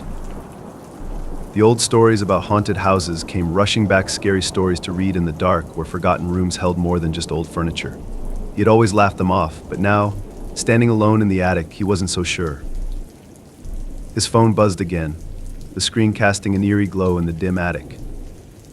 Look behind you. Carter's blood ran cold. Every instinct told him not to turn around, not to look. But the pull was too strong. Slowly he turned his head, his flashlight shaking in his hand. There, standing at the far end of the attic, was a figure. It was barely visible in the shadows, but Carter could see enough to make his heart stop. The figure was tall, its outline faint and hazy, but its eyes were glowing, staring at him from across the room. Carter stumbled back, nearly dropping his flashlight. His hands shook as he fumbled for the attic stairs, his mind screaming at him to run. But the figure didn't move. It just stood there, watching. His phone buzzed one last time. He should never have opened the door. That was all the encouragement Carter needed. He turned and bolted down the attic stairs, slamming the hatch shut behind him. His heart raced as he locked the door, leaning against the wall as his breath came in short, panic bursts. He wasn't going back up there. Whatever was in that room, whatever he had disturbed, it wasn't leaving him alone. The house felt different now, as if the darkness from the attic had seeped into every corner. His phone buzzed again, and though every part of him didn't want to look, he forced himself to check the screen. I'm still here. Carter's breath caught in his throat. He stared at the message, his hands trembling. He glanced toward the attic door, the sense of dread growing with each passing second. He wasn't alone, not anymore. It had been a long week, and all Ava wanted was a quiet evening at home. She loved her apartment nestled in the heart of the city, with large windows that overlooked the quiet street below. The soft hum of cars and the glow of streetlights gave her a sense of comfort. It was the perfect place to unwind with a good book. Tonight, she had planned to start one of the good horror novels she'd recently picked up, the kind that sent chills down her spine, keeping her awake long into the night. As she settled into her couch, blanket wrapped around her, Ava opened her book. The night outside was still, and the only sound in the apartment was the rustling of pages. But as she read, her attention kept drifting to the window. It wasn't like her to feel uneasy, but something about the night felt off, as if the silence was too perfect. She shrugged it off, telling herself she had been reading too many scary short stories to read online lately. The mind had a way of playing tricks when it was filled with dark thoughts. But as the night wore on, the sense of being watched grew stronger. Every now and then, Ava would glance up from her book, her eyes drawn to the window, expecting to see something or someone there. It wasn't until she heard the soft tap on the glass that her heart truly skipped a beat. Ava froze, her breath catching in her throat. The tap came again, soft but insistent, like a faint knock. Slowly, she turned her head, eyes locked on the window. Nothing. Just the empty street and the dim glow of the streetlights. She laughed nervously to herself. It had to be the wind, she thought. Or maybe a tree branch brushing against the glass. But deep down, she knew that wasn't it. Her phone buzzed, pulling her attention away from the window. She grabbed it, expecting a text from a friend, but what she saw made her stomach twist. Look outside. The message was from an unknown number. Ava's heart raced as she stared at the screen. Her hands trembled as she typed back, "Who is this?" The reply came almost instantly. "I'm outside your window." Ava's blood ran cold. Her eyes darted to the window, but there was no one there. Just the empty street, the quiet night. She stood up from the couch, her body tense as she slowly approached the glass. Every step felt heavier, the silence of the apartment now suffocating. She peered outside, her breath fogging up the glass, but the street was empty. Relief washed over her, and she exhaled, laughing at her own paranoia. She had been reading too many scary stories to tell the kind where the protagonist always saw things that weren't there. But just as she turned to walk away, she saw it. A face. It was faint, just barely visible in the reflection of the window, but it was there staring at her from the street below. Ava's heart stopped. The face was pale, its eyes wide and unblinking. She whipped around, expecting to see someone standing there, but the street was empty. The face was gone. Her phone buzzed again. "Did you see me?" Ava's hands shook as she typed back, her breath coming in short gasps. "Who are you?" The reply was immediate. "I'm watching you." Panic surged through her as she backed away from the window, her mind racing. She grabbed her phone, ready to call the police, but before she could dial, another message appeared. "Don't bother. I'm closer than you think." Ava's blood ran cold. Her eyes darted around the room, her heart pounding in her chest. Was someone in the apartment? How had they seen her from the street? She raced to the front door, checking the locks. Everything was secure, but it didn't matter. The sense of being watched was overwhelming. Her phone buzzed again. "I'm inside." Ava's breath caught in her throat. She stumbled back from the door, her mind screaming at her to leave, to get out. But her legs felt like they were rooted to the spot. She glanced at the window again, her heart pounding in her ears. And then she saw it. The face was in the window again, but this time it was clearer, closer. It wasn't outside, it was inside, staring at her from just beyond the glass. Ava's scream echoed through the apartment as she turned and bolted toward the hallway. Her hands fumbled for the light switch, but nothing happened. The light stayed off, the darkness swallowing her whole. She could feel it now, someone watching her, someone standing just out of sight. Her phone buzzed one last time. "Look behind you." Ava froze, her heart racing. She didn't want to turn around. She didn't want to know what was there, but the pull was too strong. Slowly, she turned her head, her eyes wide with fear. There, standing in the darkness behind her, was the figure. The same pale face, the same wide, unblinking eyes. It stood motionless, staring at her with an intensity that made her skin crawl. Ava's breath hitched in her throat as she backed away, her hands trembling. But no matter how far she moved, the figure stayed where it was, its eyes locked onto hers. And then, without warning, it smiled. It had been years since Emma had returned to her grandparents' old house, deep in the countryside. The place had been left abandoned after their passing, sitting untouched, a forgotten relic of her childhood. The house was large and creaky, with dark wood paneling and tall windows that seemed to watch the fields outside. Emma had always been curious about the house's history, but there was one room that had remained locked for as long as she could remember. Her grandparents had always warned her not to go near at the door at the end of the second-floor hallway. "That room stays closed," they'd say, and she had never dared to ask why. But now, with no one left to tell her otherwise, Emma was determined to find out what was behind the door. The house groaned under the weight of the wind as Emma explored the upstairs, her flashlight casting long shadows on the old wallpaper.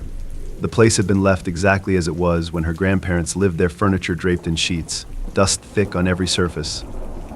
It reminded her of the eerie good horror novels she loved, the ones that made her heart race with each turn of the page.